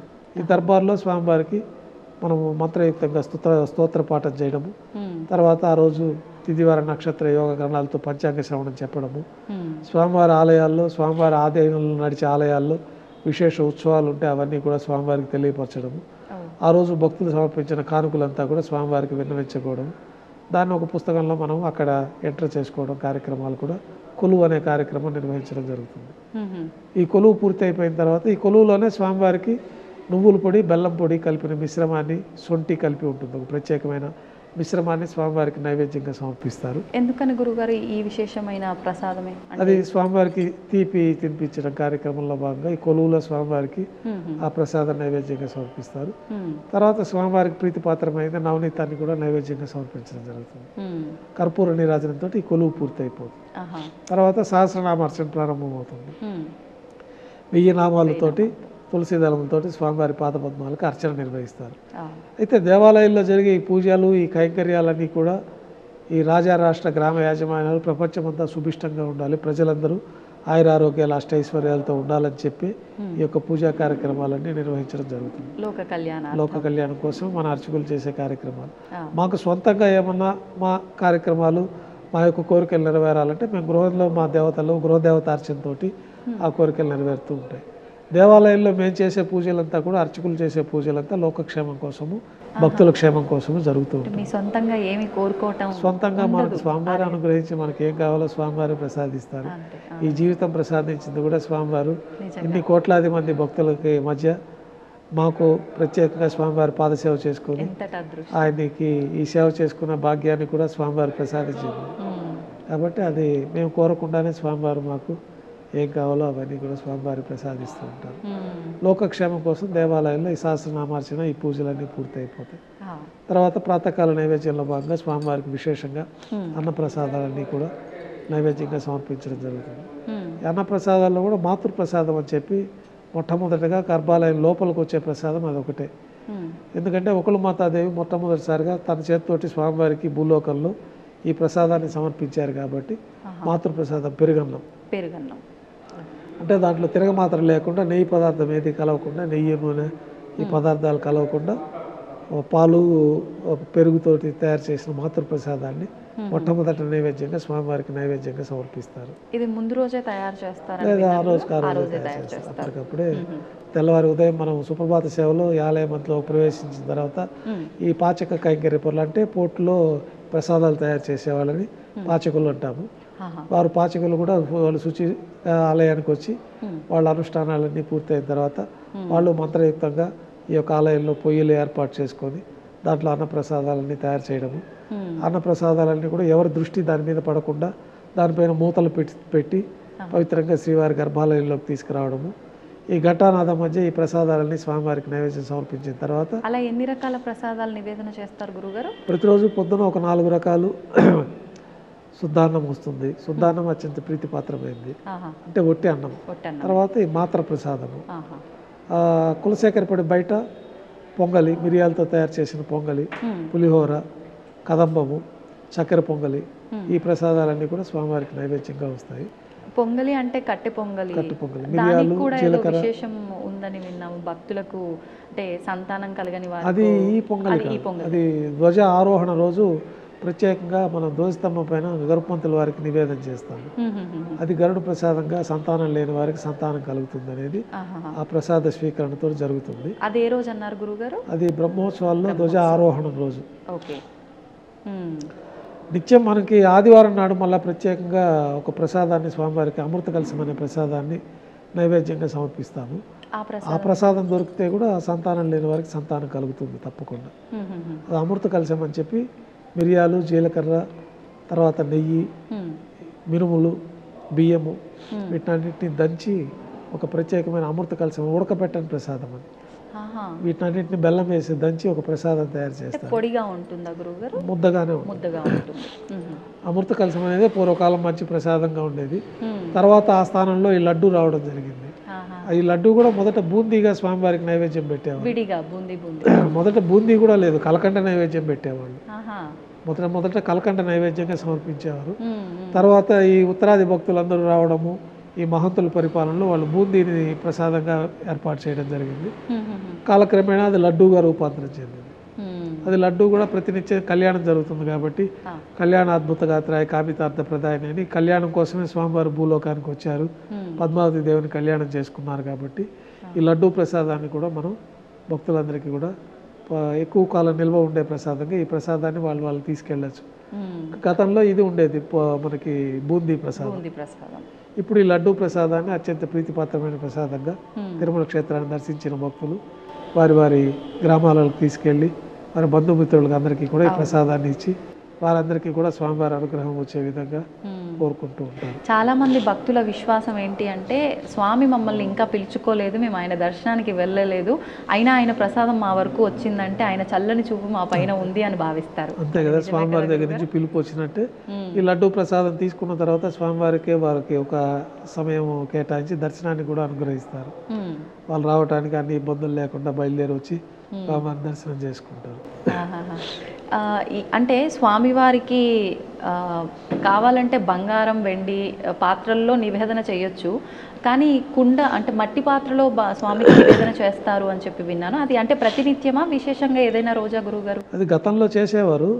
తర్వాత మనకి వెండి, బంగారు, కంచు, ఈ మట్టి పాత్రలు విశేషంగా చెప్పబడింది ఆగమ శాస్త్రాల్లో కూడా. అప్పటి కాలంలో ఇంత సౌలభ్యం లేదు కాబట్టి ఆ మట్టి పాత్రలో స్వామివారికి నైవేద్యం చేసేవాళ్ళు.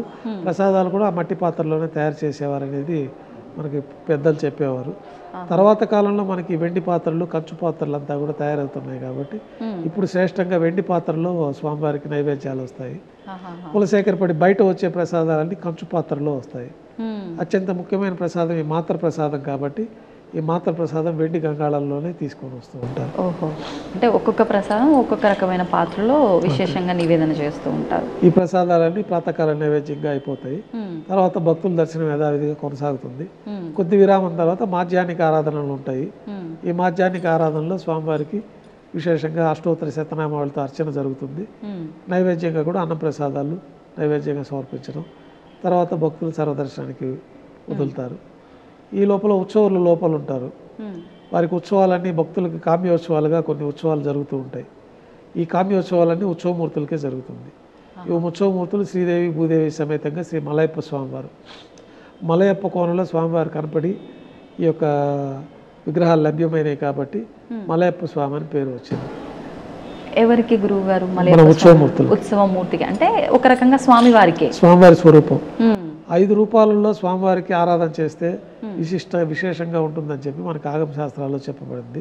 ఏ ఏ రూపాలు గురువు? ధ్రువమూర్తి అంటే మూలమూర్తి, కౌతుకమూర్తి అంటే భోగమూర్తి, ఉత్సవమూర్తి అంటే ఉత్సవర్లు మలయప్ప స్వామితో, స్నపనమూర్తి బలిమూర్తి.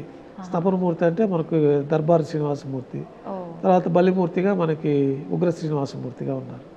ఈ 5 రూపాలలో స్వామివారికి ఆరాధనలు జరుగుతూ ఉంటాయి. 5 కూడా సాక్షాత్తు ఈ ఉత్సవ విగ్రహాలన్నీ కూడా బ్రహ్మదేవుల వారు ప్రతిష్ఠించిందనే చెప్తారు. అది అన్ని కాలగర్భంలో కలిసిపోయి భూమిలో కలిసిపోయిన తర్వాత మనకి మలయప్ప కోణంలో స్వామివారు తిరిగి లభ్యమవుతారు.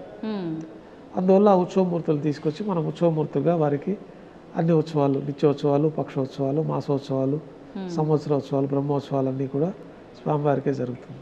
ఈ భక్తులు ఏదైనా కోరికలు ఉండి వారు ఏదైనా సేవలు చేయించదలుచుకున్నప్పుడు మూలవర్లకు ఈ సేవలన్నీ చేయించే అవకాశం ఉండదు కాబట్టి ఈ ఉత్సవాలకు విశేషంగా ఆగమ శాస్త్రాల్లో చెప్పబడి ఉన్నాయి కొన్ని సేవలు.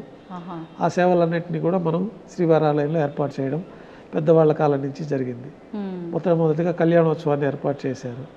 ఈ భక్తులందరూ కూడా వాళ్ళ ఇంట్లో శుభ కార్యక్రమాలు జరగాలని, ఈ కళ్యాణం జరగాలన్నా ఇంకేదైనా శుభ కార్యక్రమాల కోసం కళ్యాణోత్సవం చేయించుకుంటే వారికి అన్ని శుభాలు జరుగుతాయని చెప్పి ఈ కళ్యాణోత్సవాన్ని ప్రవేశపెట్టడం జరిగింది.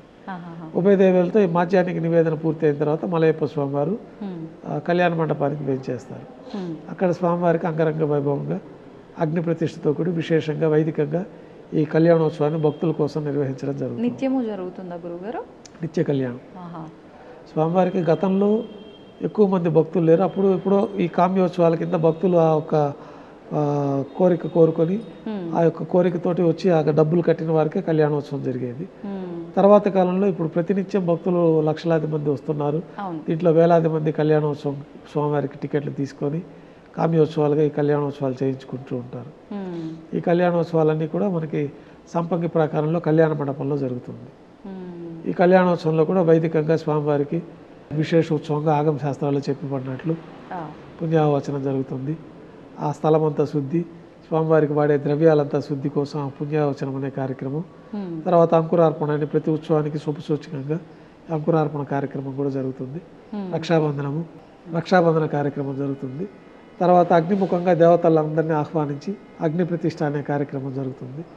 తర్వాత స్వామివారికి అమ్మవార్లకి కళ్యాణం సందర్భంగా నూతన పట్టు వస్త్రాలు సమర్పించడం, తర్వాత విశేషంగా మాంగళ్యాలకి పూజ, మహాసంకల్ప పఠనం. అంటే మనం ఏ ప్రదేశంలో ఉన్నాము, ఎందుకోసం ఈ కళ్యాణోత్సవం నిర్వహిస్తున్నామనే సంకల్పాన్ని కూడా ఆ సమయంలో పఠించడం జరుగుతుంది. ఆ మహాసంకల్ప పఠనం స్వామివారి గోత్ర ప్రవలతోటి, అమ్మవారి గోత్ర ప్రవలతోటి మంత్రాల పఠనం అంతా పూర్తయిన తర్వాత మాంగళ్యాలకు అభిషేకం చేసి, అంటే గోత్రనామాలతో అంటే ఇప్పుడు స్వామివారి ఇక్కడ అదే మనకు ఆవిర్భవించిన దానికి ఈ భరద్వాజ మహర్షి స్వామివారి ప్రతిష్ఠించారనేది ఒకటి పురాణాల్లో కూడా ఉంది కాబట్టి భారద్వాజ గోత్రంగా స్వామివారికి ఇక్కడ ఆరాధనలు జరుగుతూ ఉంటాయి. భారద్వాజ గోత్రం స్వామివారిది, అమ్మవారిది కాశ్యప గోత్రం ఒకరిది, భార్గవస గోత్రం ఒకరిది. ఆ విధంగా మనకి పురాణాల్లో చెప్పబడిన విధంగా ఆ గోత్ర ప్రవలతోటి స్వామివారికి సంకల్పం చెప్పుకొని మాంగళ్యాలు పూజ అయిపోయిన తర్వాత స్వామివారి తరఫున అర్చకులే అమ్మవారికి మాంగళ్య సమర్పణ చేస్తారు. తర్వాత విశేషంగా లాజ హోమాలు, ప్రత్యేకమైన ఆగమ శాస్త్రాల్లో చెప్పిన హోమాలు అన్నీ జరుగుతాయి. పూర్ణాదితోటి ఈ కళ్యాణోత్సవం పూర్తి అయిపోతుంది. తర్వాత ఆర్జిత డోలోత్సవం ఒకటి జరుగుతుంది. ఊంజల్ సేవ అంటారు. ధ్వజస్తంభం వద్ద గల అద్దాల మండపంలోకి స్వామివారు వేంచేస్తారు. అక్కడ వేద పారాయణ నడుమ ఊంజల్ సేవ నిర్వహిస్తారు. తర్వాత ఆర్జిత బ్రహ్మోత్సవం ఆలయం వెలుపల ఉన్న వైభవోత్సవ మండపంలో గతంలో ఆర్జిత బ్రహ్మోత్సవం అని చెప్పి మనకు బ్రహ్మోత్సవాలకు డబ్బులు కడితే వీధి ఉత్సవం కూడా జరిగేది. ఇప్పుడు భక్తులు ఎక్కువైపోయారు, ఈ కార్యక్రమాలన్నిటికీ ఇబ్బందులు అవుతాయి కాబట్టి ఆర్జిత బ్రహ్మోత్సవంగా మనకి ఒక్కొక్క వాహనం పైన స్వామివారిని వేంచేపు చేయడము, ఆ డబ్బులు కట్టిన వాళ్ళకి ఉత్సవార్థులకి హారతి ఇచ్చి వారికి దర్శనం చేయించడంతో ఆర్జిత బ్రహ్మోత్సవం అంటే 3 వాహనాలకే ఇప్పుడు పరిమితం చేయడం జరిగింది. గరుడ వాహనము, హనుమంత వాహనము, తర్వాత పెద్దశేష వాహనము. బ్రహ్మోత్సవాల సమయం ఆర్జిత బ్రహ్మోత్సవం ప్రతినిత్యం జరిగే వాటిలో కామ్యోత్సవాలు అంటే భక్తులు ఏదైనా ఈ వాహన సేవ చేయించుకోవాలనుకోని కోరికుంటే డబ్బులు కడితే గరుడ వాహన సేవ, ఈ హనుమంత వాహన సేవ వాళ్ళ పేరు పైన వాళ్ళు పాల్గొంటారు. ఆ సేవ పూర్తయిన తర్వాత వాళ్ళు దర్శనానికి వెళ్తారు. తర్వాత సాయంకాలం కామ్యాలకి విశేషంగా ఈ సేవలు చేయించుకోవచ్చు. వారు కోరుకుంటారు, నేను నీకు గరుడోత్సవం చేయిస్తాను, లేదా బ్రహ్మోత్సవం చేయిస్తాము అని కోరుకొని వాళ్ళు సంకల్పం చేసుకున్నప్పుడు వాళ్ళకి ఆ యొక్క టికెట్ తీసుకొని ఈ కామ్యోత్సవాలుగా, ఇవన్నీ కామ్యోత్సవాలే, భక్తులకి కోరికలు తీరడానికి కోసం ఏర్పాటు చేసిన ఉత్సవాలు. ఒకే ఉత్సవంగా పెడితే అందరికీ ఆ ఉత్సవం లభ్యం కాదు కాబట్టి వివిధ రకాలైన ఉత్సవాలని మనం ఆగమ శాస్త్రానుగుణంగా ఏర్పాటు చేయడం జరిగింది. దీంట్లో ఈ వాహన సేవలు పూర్తయిన తర్వాత సాయంకాలం సహస్ర దీపాలంకరణ సేవ అని, అది కూడా ఒక సేవగా భక్తులు డబ్బు కడతారు. ఆ సేవలో భక్తులు పాల్గొంటారు.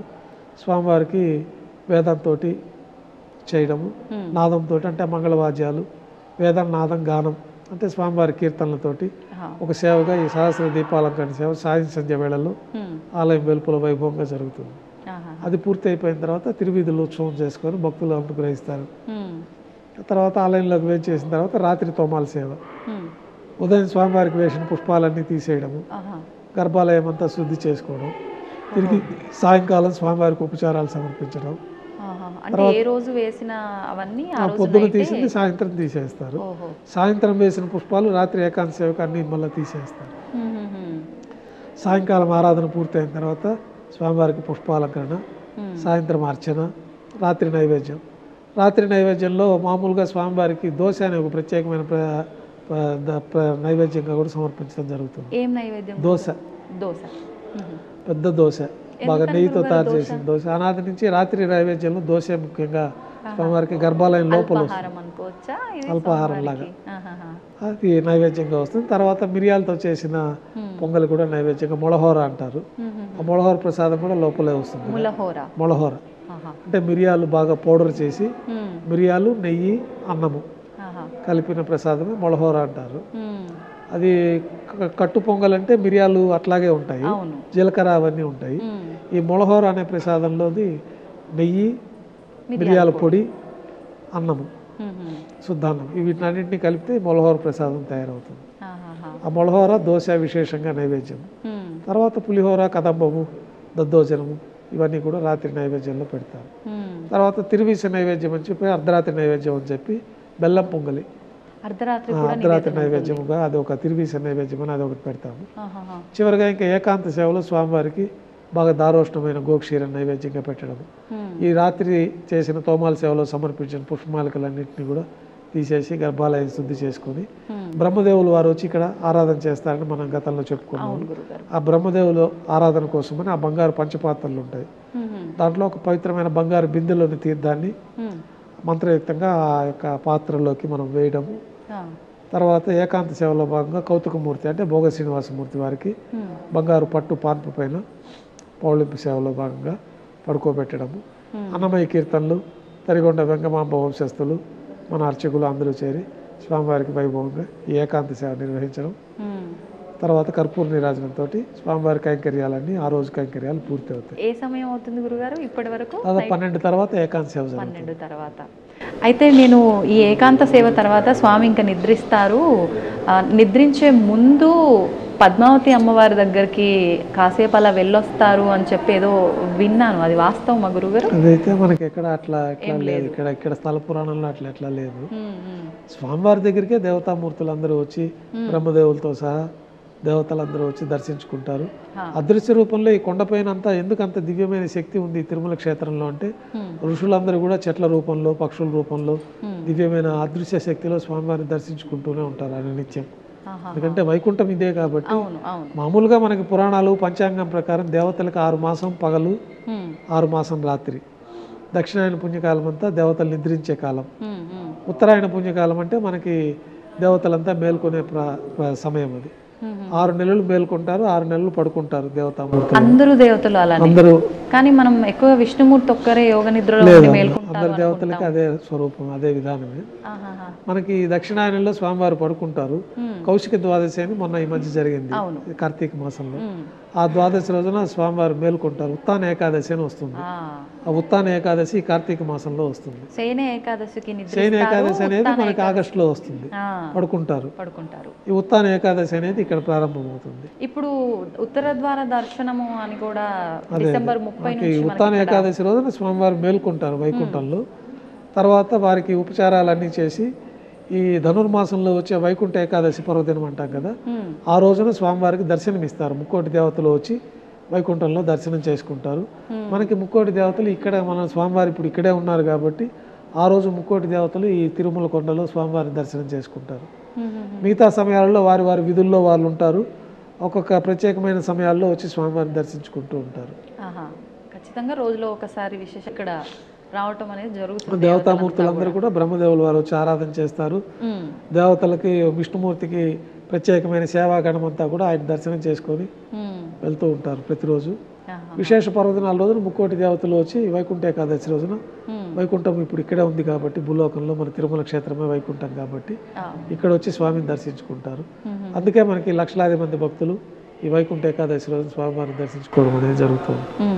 ఇప్పుడు మనకి డిసెంబర్ 30 నుంచి 10 రోజుల పాటు స్వామివారి విశేషమైన అంటే ఉత్తర ద్వారం దర్శనమైన గురుగారు గురుగారు? ఇక్కడ ఉత్తర ద్వారం అనేది ఇక్కడ సాంప్రదాయంలో లేదు. సాక్షాత్తు ఈ తిరుమలంతా వైకుంఠమే, ప్రత్యేకంగా వైకుంఠ ద్వారం అనేది లేదు. వైకుంఠమే క్రీడాద్రి పర్వతాలే ఇక్కడ ఉంది, వైకుంఠమే ఈ క్షేత్రంలో ఉంది. ప్రత్యేకంగా ఉత్తర ద్వారాలు అనేది మన ఆలయ నిర్మాణంలో ఎక్కడ ఉండదు, తూర్పు పడమర ద్వారాలే ఉంటాయి. కాబట్టి అయితే మనకు అదే వైకుంఠ ప్రదక్షిణ మార్గంగా వైకుంఠ ద్వారంగా మనం భావించి భక్తులందరూ ఈ పర్వదినాల రోజున అందులో వైకుంఠ ద్వార దర్శనం చేసుకొని అతి సమీపంగా స్వామివారి ప్రదక్షిణ చేసుకున్నాము ఈ వైకుంఠ ఏకాదశి పర్వదినం రోజునని చెప్పి ఆ విశిష్టత ఇక్కడ ఎక్కువగా ఉంది. ఓకే, ఇప్పుడు మీరు చెప్పినట్టుగా ఈ సేవలు, ఈ విశేషమైన విధానాలు, క్రతువులు అన్నీ కూడా నిత్యం జరిగేవి మాట్లాడుకున్నాం. స్వామికి అంటే ఏడాది పాటున కూడా విశేషంగా జరిగే విశేషమైన క్రతువులు ఏమున్నాయి గురువుగారు? నిత్యోత్సవాల కింద ఈ ఉత్సవాలన్నీ ప్రతిరోజు జరుగుతాయి. వారోత్సవాల కింద ప్రత్యేకంగా స్వామివారికి వారోత్సవాలు, ఈ తిరుప్పావుడి సేవ, గురువారం నాడు మూలమూర్తి దగ్గర అన్నకూటోత్సవం అని చెప్పి ఈ నేత్రాలన్నీ స్వామి తెరిచేదానికి ఈ లోకమంతా సుభిక్షంగా ఉండాలంటే అన్నకూటాన్ని పెద్ద రాశిగా పోసి స్వామివారి దృష్టి అక్కడ పడిందంటే ఈ సకల జీవరాశులకి కూడా ఆహారానికి లోటు లేకుండా భగవంతుడి అనుగ్రహంతో అది అందరి లభ్యం అవ్వాలని చెప్పి అన్నకూటోత్సవాన్ని మనకు ప్రవేశపెట్టడం జరిగింది. గురువారం నాడు స్వామివారికి ఆభరణాలన్నీ సళ్ళింపైన తర్వాత ఆయన నేత్రాలు తీసి మనం ఈ నామం అర్ధభాగం తొలగించి ఈ ఆభరణాలన్నీ తొలగించేసిన తర్వాత మొట్టమొదటిగా అక్కడ పులిహోర తింత్రిణి రసాన్నం సుమారు ఒక 300 కిలోల పరిణామంలో ఆ తింత్రిణి రసాన్నాన్ని మనం పెద్ద రాశిగా పోసి స్వామివారి నేత్రాలు దాని మీద పడతాయి. ఆ అన్నకూటోత్సవాన్ని కూడా మనం గురువారం నాడు చేస్తాము. ఇది వారోత్సవాలుగా జరుగుతాయి. తర్వాత మంగళవారం నాడు అష్టదళ పాద పద్మారాధన అని చెప్పి ఒక 108 స్వర్ణ కమలాలతోటి స్వామివారి దివ్య పాద పద్మాలకి ఈ అష్టదళ పాద పద్మారాధనని ఒక ఆర్జిత సేవగా చేస్తాము. వారోత్సవాల్లో ఇవన్నీ ఉంటాయి. తర్వాత శుక్రవారం నాడు అభిషేకం సేవను కూడా మనం ప్రత్యేకంగా నిర్వహించడం జరుగుతుంది. ఈ అభిషేకం ఏర్పాట్లో భాగంగానే గురువారం నేత్ర దర్శనం అనే అలంకారం అనేది తిరుమల క్షేత్రంలో ప్రసిద్ధి పొందింది. శుక్రవారం అభిషేకం ఆభరణాలన్నీ తీయాలి కాబట్టి శుక్రవారం నాడు తీసే సమయం ఉండదు కాబట్టి గురువారం నాడు ఉదయం ఈ ఆభరణాలన్నీ తీయడము, ఈ నేత్ర దర్శనం అలంకారం చేయడము, ఆ రోజు సాయంత్రం విశేషంగా ఈ ఆభరణాలకు ఒక బరువు వల్ల స్వామివారి శరీరం తాపం లేకుండా ఈ పూలంగి సేవను కూడా ప్రత్యేకంగా మనం పూలతోటే స్వామివారి స్వరూపం అంతా పూలంగి సేవగా నిర్వహించడం, ఆ రోజు రాత్రితోటి ఈ పూలంగి సేవ సల్లింపు చేసేయడం, తెల్లవారి కైంకర్యాలు పూర్తి అయిన తర్వాత స్వామివారికి ఉండే వస్త్రము ఉత్తరీయాన్ని కూడా పూర్తిగా తొలగించడము, స్వామివారి సహజమైన స్వరూపానికి ప్రత్యేకంగా పురుగు తైలంతో దివ్యమంగళ స్వరూపం అంతా మర్దన చేయడము, ఒక తెల్లటి కౌపీనాన్ని స్వామివారికి అలంకరించి మొదట గోక్షీరంతో అభిషేకం ప్రారంభమవుతుంది. ఈ దివ్యమంగళ స్వరూపానికి అంతా కూడా గోక్షీరంతో అభిషేకము. గోక్షీరంతో అభిషేకం పూర్తయిన తర్వాత ఈ గోక్షీరం యొక్క జిడ్డు ఉంటుంది, అదంతా పోగొట్టడానికి ఈ కుంకుమ పువ్వు, చందనము, పచ్చకర్పూరము, జాజికాయ, జాపత్రి మొదలైన పవిత్రమైన ద్రవ్యాలతోటి ఒక లేపనాన్ని తయారు చేస్తారు. ఆ లేపనాన్ని స్వామివారి దివ్యమంగళ స్వరూపం అంతా కూడా మర్దన చేయడం జరుగుతుంది. అదే మనకి అభిషేక తీర్థంగా కూడా దాన్ని పట్టుకొని అభిషేక తీర్థంగా ఎక్కువ కాలం నిల్వ ఉంటుంది. ఆ అభిషేకం పూర్తయిన తర్వాత వక్షస్థలంలో అమ్మవారికి ప్రత్యేకంగా పసుపు నీటితోటి అభిషేకం జరుగుతుంది. తర్వాత ఈ యొక్క పసుపు నీటి ఇదంతా కూడా పోవడానికి శుద్ధ జలంతో అభిషేకం పూర్తి అవుతుంది. అభిషేకం పూర్తయిన తర్వాత స్వామివారికి నిజపాద దర్శనం అనే ఒక ప్రత్యేకమైన దర్శనం కూడా దర్శించుకోవచ్చు. స్వామివారికి ఒక శిరోవస్త్రం అలంకరించడం జరుగుతుంది. తర్వాత వక్షస్థలంలో వ్యూహలక్ష్మి అమ్మవారికి పచ్చకర్పూరంతో అలంకారం చేయడం జరుగుతుంది. స్వామివారికి ఉత్తరయము ధోతి అలంకరణలోకి ఈ యొక్క నిజపాద దర్శనం అని ఆ రోజే పాదాలు దర్శించుకోవచ్చు. మిగిలిన సమయాల్లో అంతా శుక్రవారం నుంచి గురువారం ఏ వారమైనా కానీ స్వామివారి పాదాలకి కవచాలు ఏర్పాటు చేసి ఉంటుంది. బంగారు కవచాలు తులసి దళాలతో కప్పి ఉంచబడుతుంది. కాబట్టి మిగిలిన ఎప్పుడు మనం నిజపాద పాదాల దర్శనం కాదు. ఈ ఒక్క శుక్రవారం నాడే అభిషేకం తర్వాత ఈ నిజపాద దర్శనం చేసుకోవచ్చు. అది అభిషేకంకి పొందిన భక్తులు మాత్రమే ఆ యొక్క సేవా దర్శనం భాగ్యం ఉంటుంది. తర్వాత ఆభరణాలన్నీ అలంకరణ చేయడంతో శుక్రవారం మనం పూర్ణ అలంకరణలో స్వామిని దర్శించుకోవచ్చు. మళ్ళీ గురువారం వరకు స్వామి అట్లాగే దర్శనాన్ని ఇస్తారు. గురువారం నాడు నేత్ర దర్శనము, సాయంకాలం పూలంగి దర్శనము, శుక్రవారం నాడు నిజరూప దర్శనము. ఈ విధంగా మూలవర్లకి వారంగా జరిగే సేవలు ఉంటాయి. తర్వాత ఉత్సవర్లకి ప్రత్యేకంగా జ్యేష్ఠ మాసంలో జ్యేష్ఠాభిషేకం అని జూన్ జూలైలో జరుగుతుంది. జ్యేష్ఠాభిషేకం అని చెప్పి ప్రతి సంవత్సరం కవచాలు ఏర్పాటు చేయడం జరిగింది. ఈ మలయప్ప కోనలో లభించిన ఉత్సవమూర్తులు బ్రహ్మ ప్రతిష్ఠించిన ఉత్సవమూర్తులు. మనం అనాది నుంచి ఈ కామ్యోత్సవాల కోసం ప్రతి సోమవారం నాడు విశేష పూజ అని వారం వారం అభిషేకాలు జరిగేది. తర్వాత ప్రతి బుధవారం నాడు సహస్ర కలశ అభిషేకం అని అభిషేకాలు జరిగేది.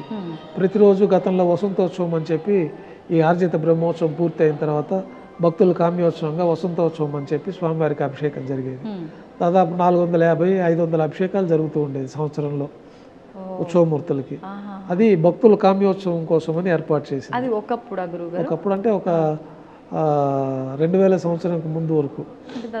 తర్వాత ఒక 5-6 ఏళ్ల నుంచి మనము ఇవన్నీ చేసిన దానివల్ల స్వామివారి మలయప్ప స్వరూపం అంతా కూడా అరిగిపోయింది. దీనికి ముందే 80వ దశకంలోనే పెద్దవాళ్ళు ఈ అరుగుదలను గుర్తించి పైనుంచి స్వరూపానికి అభిషేకం చేసేవాళ్ళు గతంలో. ఈ అభిషేకం పైనుంచి చేయడం వల్ల అరుగుదల ఎక్కువైపోయి విగ్రహాలు బాగా క్షీణించిపోతున్నాయి. అంటే శిరస్సు నుంచి పాలు, ఈ కొబ్బరి నీళ్లు, తర్వాత ఈ పసుపు చందనంతో అలంకారం చేయడము, తేనె అభిషేకము, ఇవన్నీ అయిపోయిన తర్వాత చింతపండుతోటి స్వామివారి ఆ పంచలోహ స్వరూపాన్ని మనం అంతా శుభ్రపరచడము. దీనివల్ల అరుగుదల బాగా ఎక్కువైపోయి ఈ యొక్క బ్రహ్మ ప్రతిష్ఠించిన మలయప్ప స్వామివారు భవిష్యత్తు తరాలకు చూపించాలంటే అభిషేకాలు మార్పు చేయాలని అప్పట్లో వాళ్ళు పాదాల వరకే అభిషేకం పెట్టారు.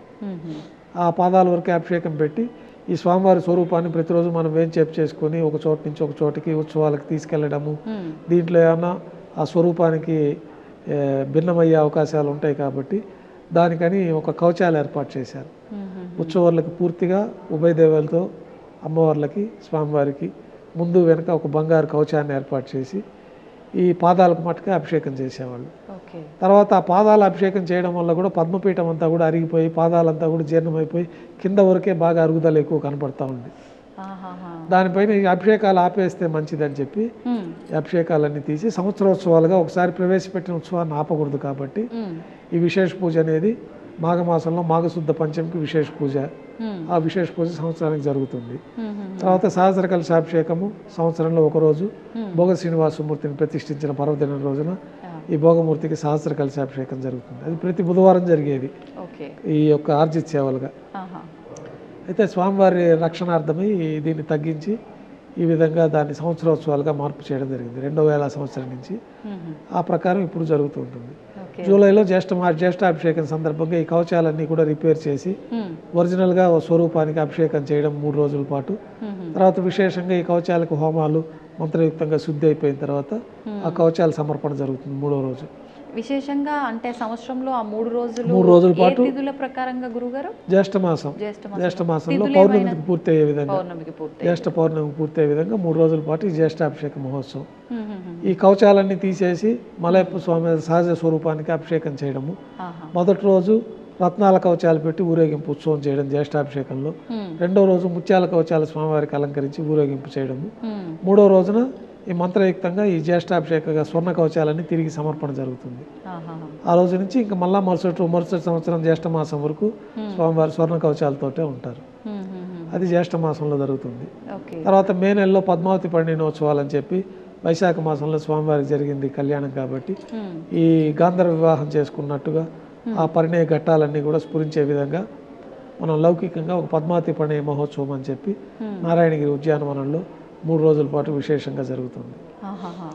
ఈ పద్మావతి పండినోత్సవాల్లో స్వామివారికి గాంధర్వ వివాహం కింద మాలా పరివర్తన చేయడము, పూబంతులు ఒకరిపైన ఒకరు విసిరేసుకోవడము, తర్వాత ఉభయ దేవేరుల్ని స్వామివారి చెంతకు చేర్చి ఆ ఉద్యానవనంలో స్వామివారికి వైభవంగా చతుర్వేద మంత్రాలు కీర్తనలతోటి స్వామివారిని స్తుతించుకోవడము.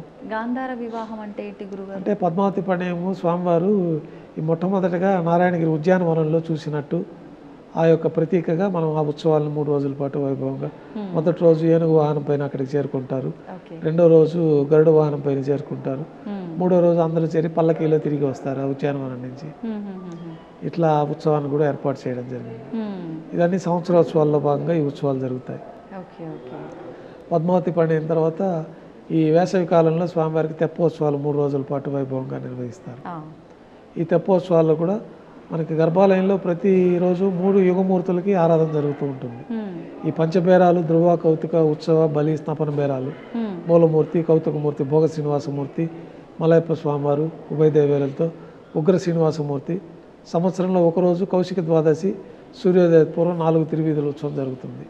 గతంలో వారికి బ్రహ్మోత్సవాలు చేస్తే కొన్ని ఉపద్రవాలు ఏర్పడినాయని చెప్పి స్వామివారిని వేడుకుంటే ఈ మలయప్ప కోనలో నా ఉత్సవమూర్తులు ఉన్నారు, వారికి ఉత్సవాలు నిర్వహణ చేయండి, ఈ సమస్యలన్నీ పోతాయని చెప్పినట్లు ఆ మలయప్ప కోనలో దొరికిన ఉత్సవమూర్తులకి ఇప్పుడు ఉత్సవాలు జరుగుతూ ఉంటాయి. అయితే సంవత్సరంలో ఒక రోజున ఈ కౌశిక ద్వాదశి సూర్యోదయ పూర్వం మన ఉగ్ర శ్రీనివాసమూర్తికి ఉత్సవం జరుగుతుంది. అట్లాగే రాముల వారు కృష్ణస్వామి వారు కూడా మన గర్భాలయంలో దర్శించుకోవచ్చు.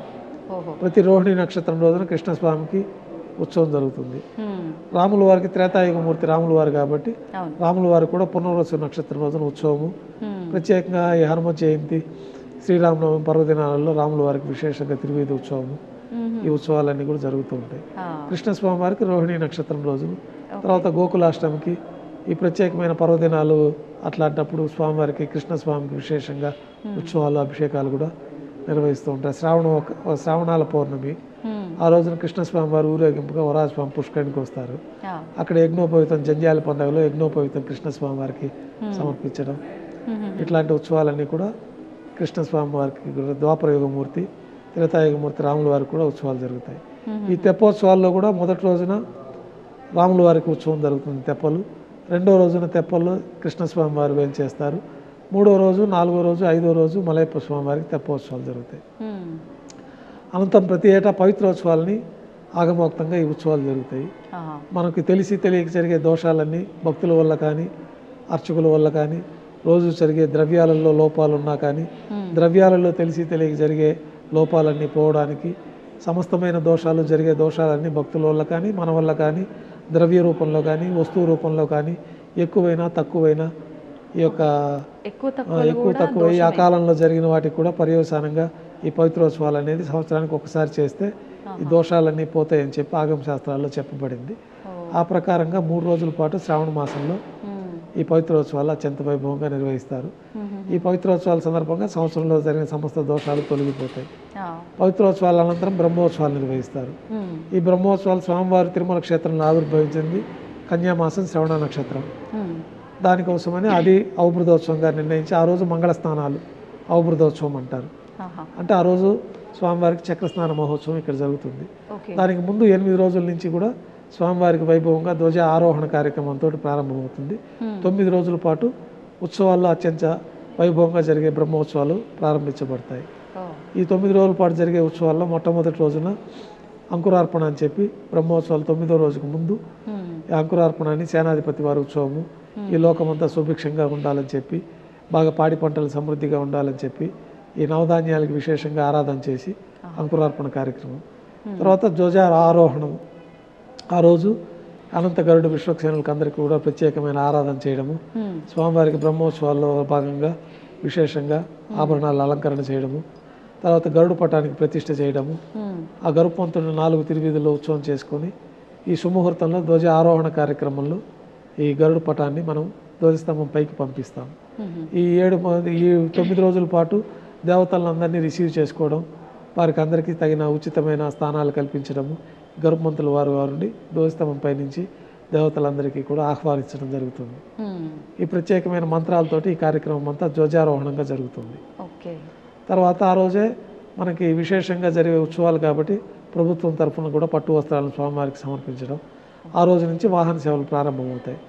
పెద్ద శేష వాహన సేవ, రెండో రోజు చిన్న శేష వాహన సేవ, ఇట్లా 9 రోజుల పాటు 9 వాహనాలు ఆగమ శాస్త్రాల్లో నిర్దేశించిన విధంగా 9 వాహనాలపైన స్వామివారికి వైభవంగా ఉత్సవాలు జరుగుతాయి. చివరి రోజున అవబృధోత్సవం చక్రస్నాన మహోత్సవంతో ఈ బ్రహ్మోత్సవాలు పరిసమాప్తమవుతాయి. ఈ వాహన సేవల్లో కూడా విశేషమైన వాహన సేవ ఏదైనా అన్ని కూడా మనకు ఆగమ శాస్త్రంలో చెప్పబడింది. దాంట్లో స్వామివారికి అత్యంత ప్రాముఖ్యమైనది పెద్ద శేష వాహనము, తర్వాత గరుడ వాహనము, తర్వాత రథోత్సవము. ఈ 3 కూడా అత్యంత ప్రాశస్త్యమైంది. ఈ గరుడ వాహనం పైన స్వామివారికి మూలవర్లకి సదా సమర్పణలో ఉంటాయి. చతుర్భుజ లక్ష్మీహారము, తర్వాత శాలిగ్రామ హారము, తులసి పత్రమాల, సహస్రనామమాల, ఈ విశేషమైన ఆభరణాలన్నీ మూలవర్లకు సదా సమర్పణలో ఉంటాయి. అయితే గరుడు వాహనం రోజు మాత్రం మూలవర్లకు సమర్పించిన ఒక 3 ప్రత్యేకమైన ఆభరణాలు, తులసి పత్రమాల, చతుర్భుజ లక్ష్మీహారము, సహస్రనామమాల 5 పేటలుగా ఉంటుంది. ఒక్కొక్క బిళ్ళ పైన ఒక్కొక్క స్వామివారి నామావళి రాసి ఉంటుంది.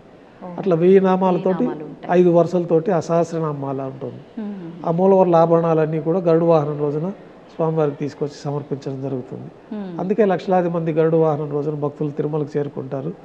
అందులో స్వామివారి యొక్క ఆపదల్లో ఉన్న వారికి కోరికలు తీర్చడానికి వారిని కాపాడడానికి కూడా గరుడ వాహనం పైన భూలోకానికి వస్తారు కాబట్టి అట్లాంటి గరుడ వాహనం పైన స్వామివారు ఊరేగుతూ ఉంటే విశేషంగా ఎంత దూరంలో ఉన్న భక్తులకు కూడా ఈ యొక్క కోరికలన్నీ తీరుతూ ఉంటాయి కాబట్టి ఈ గరుడ వాహనానికి విశేషంగా లక్షలాది మంది భక్తులు వచ్చి ఏకకాలంలో మలయప్ప స్వామివారిని మూలవర్లకి ప్రతిరూపంగా ఆ మూలవర్ల ఆభరణాలని కూడా ఈ గరుడ వాహనం పైన దర్శించుకునే అవకాశం ఉంటుంది. తర్వాత రథోత్సవంలో స్వామివారికి ఈ రథం 4 చక్రాలు 4 వేదాలు, రథమే స్వామివారి యొక్క దివ్యమంగళ స్వరూపం. ఈ స్వరూపంలో రథోత్సవంలో స్వామివారి దర్శించుకున్న వారికి పునర్జన్మ ఉండదని చెప్పి ఆగమ శాస్త్రాలు చెప్తుంది. అందువల్ల విశేషంగా రథోత్సవంలో కూడా మోక్షము పునర్జన్మ ఉండదు. స్వామివారికి కూడా మనకి ఈ వరదహస్తము కటిహస్తం అంటారు. వైకుంఠ అభయహస్తం అంటే ఇట్లా ఉంటుంది, వరదహస్తం అంటే ఇట్లా పాదాలు శరణ కోరిన వాడికి మోక్షాన్ని ప్రసాదిస్తానని చెప్పి భగవద్గీతలో కూడా స్వామివారు చెప్తారు.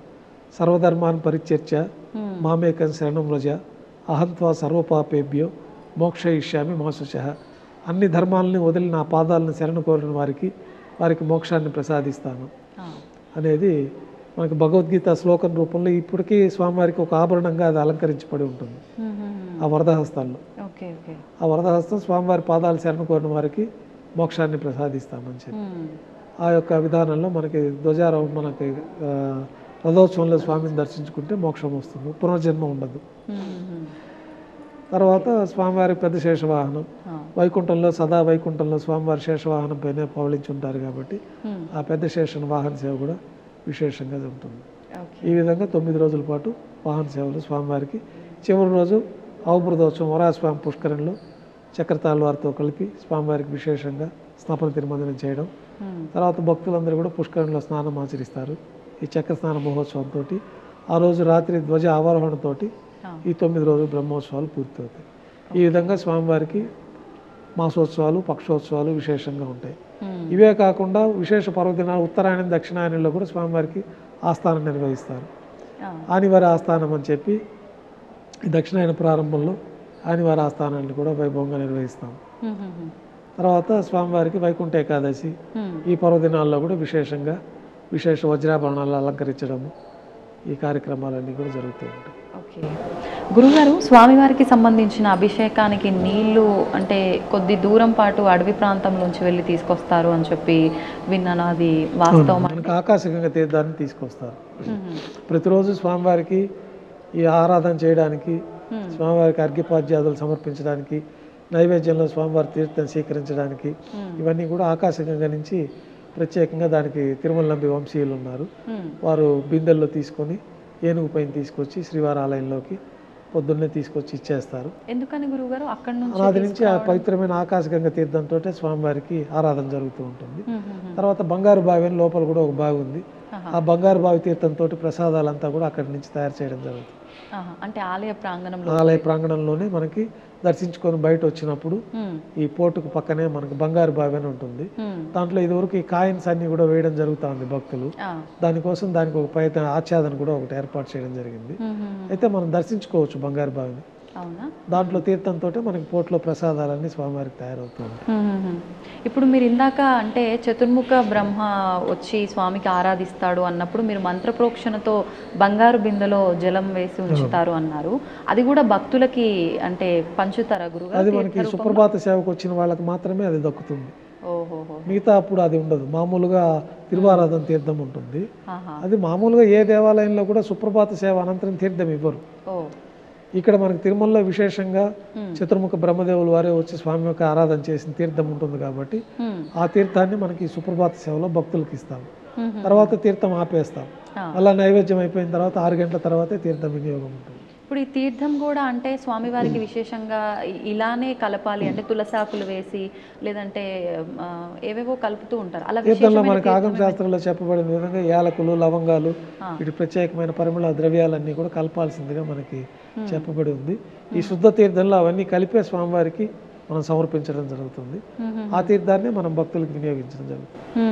ఇప్పుడు స్వామివారికి నామరూపంలో ఉన్న పచ్చకర్పూర నామం ఉంటుంది కదా గురుగారు, అది ఎన్ని రోజులకు ఒకసారి మారుస్తూ ఉంటారు? మార్చిన దాన్ని ఏం చేస్తూ ఉంటారు? అంటే మనకి గురువారం సగం నామంని తీసేస్తాము. అది మన అర్చకుల దగ్గరికే వస్తుంది. పచ్చకర్పూరము. అది భక్తులకి ఏదన్నా ప్రసాదంగా ఇస్తాము. ఆ భక్తగా మనకి తీర్థం ఎక్కువ రోజులు నిల్వ ఉండదు కాబట్టి ఈ పచ్చకర్పూరంలో ఉన్న వాటిలో మహాప్రసాదం అంటారు. అత్యంత విలువైన ప్రసాదము, స్వామివారిని ఒక వారం పాటు అంటిపెట్టుకున్న ప్రసాదము. అది మనం ఆహారంగా కాకుండా ఔషధంగా స్వీకరించే ప్రసాదం. ఒక చిటిక పచ్చకర్పూరం నోట్లో వేసుకుంటే మనకి సకల శుభాలు కలుగుతాయి. తీర్థం స్వీకరించిన దానికంటే కూడా ఎక్కువ ఫలితం ఉంటుంది. అయితే అది అందరికీ లభ్యం కాదు, మనకి ఈ కొద్ది మందికి మాత్రమే ఉంటుంది. ఆ పచ్చకర్పూరం మన దగ్గరికే వస్తుంది. ఇప్పుడు శుక్రవారం నాడు పూర్తిగా పచ్చకర్పూరం తీసేసి అభిషేకం జరుగుతుంది. అభిషేకం పూర్తయి నిజపాద దర్శనం అయిపోయిన తర్వాత స్వామివారికి మళ్ళీ ఈ పచ్చకర్పూరంతో తిరునామం అలంకారం చేయడము, తర్వాత ఆభరణాలన్నీ అలంకారం చేయడము. మళ్ళా శుక్రవారం నాడే పూర్తిగా ఈ పచ్చకర్పూరాన్ని తీసేస్తారు. ఇప్పుడు అంటే ఇక్కడ అంటే తిరుమల క్షేత్రం అందరి భక్తుల వరకు రాదు సరే, అంటే ఆలయాల విషయానికి వస్తే భక్తుల వరకు కనుక ఆ పచ్చకర్పూర నామం రాగలిగితే దాన్ని భక్తులు ఏం చేసుకోవచ్చు అంటారు? పచ్చకర్పూరం స్వీకరించడమే. ప్రతిరోజు ఇంట్లో మనం ఏదైనా పర్వదినాలు బీరువాల పూజ రూమ్ లో పెట్టుకుంటాము. ప్రత్యేకమైన పర్వదినాలు ఉంటాయి. ఆ రోజున స్వామివారికి మనం ఇంట్లో ఆరాధన చేసుకొని దీపం వెలిగించి స్వామివారికి ఏదో నైవేద్యంగా పెడుతుంటాం. ప్రతిరోజు కూడా నైవేద్యం పెట్టేవాళ్ళు, ప్రతిరోజు గృహదేవతార్చన ఉన్నవాళ్ళు ఈ పచ్చకర్పూరాన్ని కొంచెం తీర్థంలో వేసుకొని స్వామివారికి నైవేద్యం అయిన తర్వాత ఆ తీర్థాన్ని స్వీకరించడం అనేది మంచి ఫలితాలు ఉంటాయి. స్వామివారి తిరుమలకు వచ్చి తీర్థం తీసుకున్నంత ఫలితం ఉంటుంది. ఓకే. అయితే ఇప్పుడు స్వామివారిని అంటే నామాలు ఆయనకు వెయ్యున్నా ఎవరికి తోచినట్టుగా వాళ్ళు పిలుచుకుంటారు స్వామిని ప్రేమతో. అంటే అనాథ రక్షకుడు అంటుంటారు, ఆపద్ బాంధవుడు అంటుంటారు, వడ్డీ కాసులవాడు అంటుంటారు, రకరకాలుగా పిలుస్తారు. విశేషంగా వడ్డీ కాసులవాడు అనే విషయం తీసుకుంటే అంటే ఆయన కుబేరుడికి అప్పు తీసుకున్నందుకు వడ్డీలు కడుతూనే ఉంటాడు కలియుగాంతం అనడానికి ఒక వివరణ, లేదు అంటే మనం ఏదైనా ముడుపు కట్టినా మొక్కుకున్నా అది నెరవేర్చడం ఆలస్యం అయితే వడ్డీతో సహా చెల్లించాలనా, అది ఏ రకంగా అర్థం చేసుకోవచ్చు? అంటే కుబేరుడికి మనకి పురాణాల్లో చెప్పినట్లు కలియుగాంతం వరకు ఈ భక్తులకి రక్షణ కల్పిస్తూ వారి కోరికలను తీర్చడానికి భక్తులకి అత్యంత ప్రీతిపాత్రమైంది మెయిన్గా 3 ఉంటాయి. ఒకటి వస్త్రము, తర్వాత శిరోజాలు, తర్వాత అలంకరణ పరంగా వారికి ఆభరణాలు. వీటిని అన్నింటినీ త్యాగం చేసి ఆయన శరణాగతి పొంది ఆయనకు సమర్పించుకునేస్తే స్వామివారి అనుగ్రహం కలుగుతుంది అనేది ఈ కలియుగంలో. ఈ కలియుగాంతం వరకు భక్తుల దగ్గర ఈ కానుకలు స్వీకరించి కుబేరుడికి వడ్డీగా చెల్లిస్తామన్నది వాళ్ళ ఒడంబడిక. స్వామివారు అర్చావతార స్వరూపంలో ఇక్కడ శిలా స్వరూపం అయిపోయారు పద్మావతి పండిన అనంతరం. స్వామివారు వైకుంఠం నుంచి భూలోకానికి వచ్చిన తర్వాత మానవుడిలాగా అయిపోయి శ్రీనివాసుడిగా మారిపోతారు. శ్రీ మహావిష్ణువు అనే పేరు ఉండడు, శ్రీనివాసుడిగా నామకరణం చేస్తారు. కులమాత పేరే ఉండదు స్వామికి, మానవ రూపంలో భూలోకానికి వచ్చేసారు కాబట్టి. ఆ శ్రీనివాసుడు అంటే లక్ష్మీ నివాసుడు, లక్ష్మి ఆయన దగ్గరే ఉంటుంది. ఆయన వచ్చి ఈ భూలోకంలో కళ్యాణం చేసుకోవాలనుకున్నప్పుడు ధనం అవసరం అవుతుంది. కుబేరుడు వద్ద అప్పుగా తీసుకుంటారు.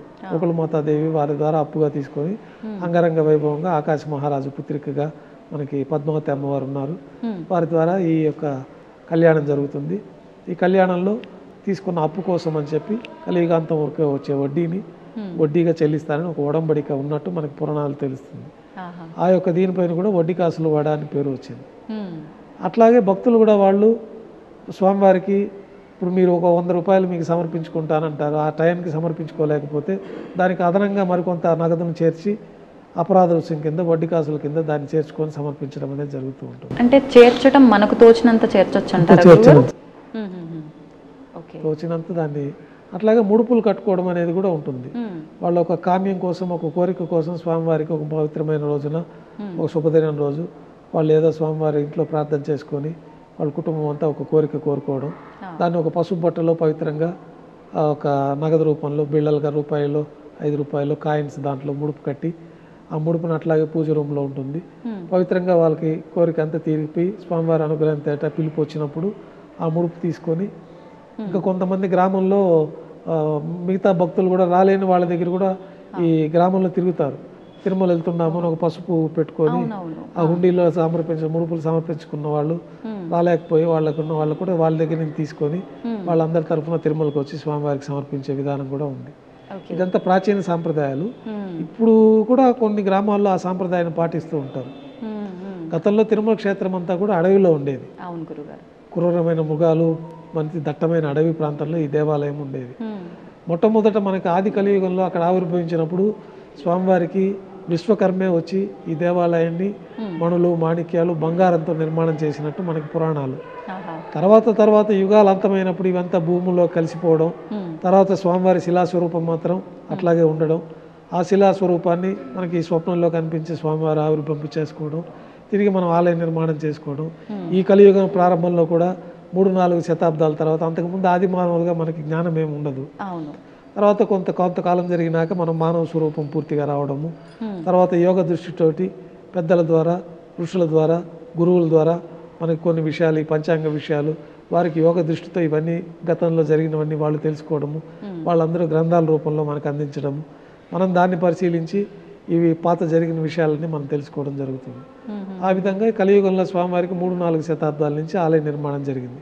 గోపీనాథ్ దీక్షితుల వారు కనుగొన్నప్పుడు చిన్న పందిరి ఆచ్ఛాదనగా ఏర్పాటు చేసి స్వామివారిని ప్రతిష్ఠించడం, తర్వాత రాజులకంతా స్వప్నంలో కనపడడం, వారికి కోరికలు తీరిన తర్వాత ఇక్కడ వచ్చి దర్శించుకోవడం, దేవాలయ నిర్మాణం చేయించడం, తర్వాత భక్తులందరూ కూడా ఆభరణాలు చేయించడం, ఇవన్నీ దశల వారీగా వచ్చి ఇప్పుడు మనం 14వ శతాబ్దం వరకు జరిగిన నిర్మాణాన్ని మనం దర్శించుకుంటూ ఉన్నాం.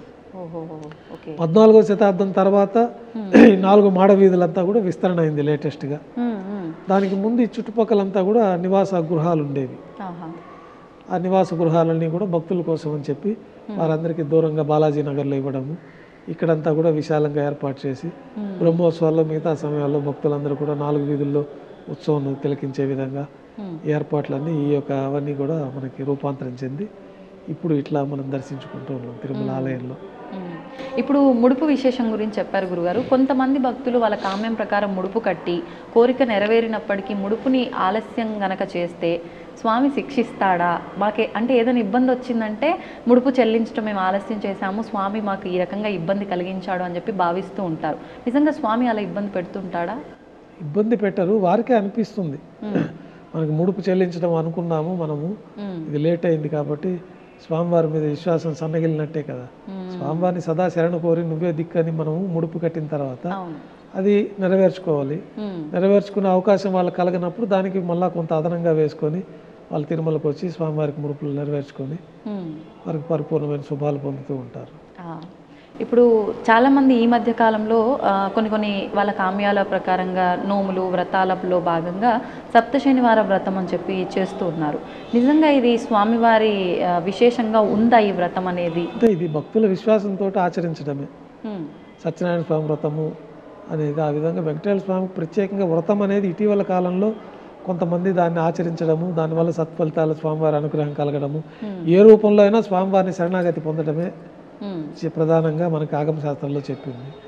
ఆ శరణాగతి రకరకాల రూపాల్లో స్వామివారిని సేవించుకుంటూ ఉంటారు. ఇట్లాగైతే ఈ వ్రతాన్ని ఒకటి ఏర్పాటు చేసిన దానివల్ల నియమనిష్టలతోటి మామూలు రోజుల కంటే ఇంకా భక్తి శ్రద్ధలతోటి ఆ యొక్క దీక్ష తీసుకొని వాళ్ళు సప్త శనివారాలను కొంతమంది మండలం రోజు స్వామివారిని ఆరాధించుకుంటూ గోవిందమాలని వేసుకునే ఇది కూడా ఇటీవల ప్రారంభమైంది.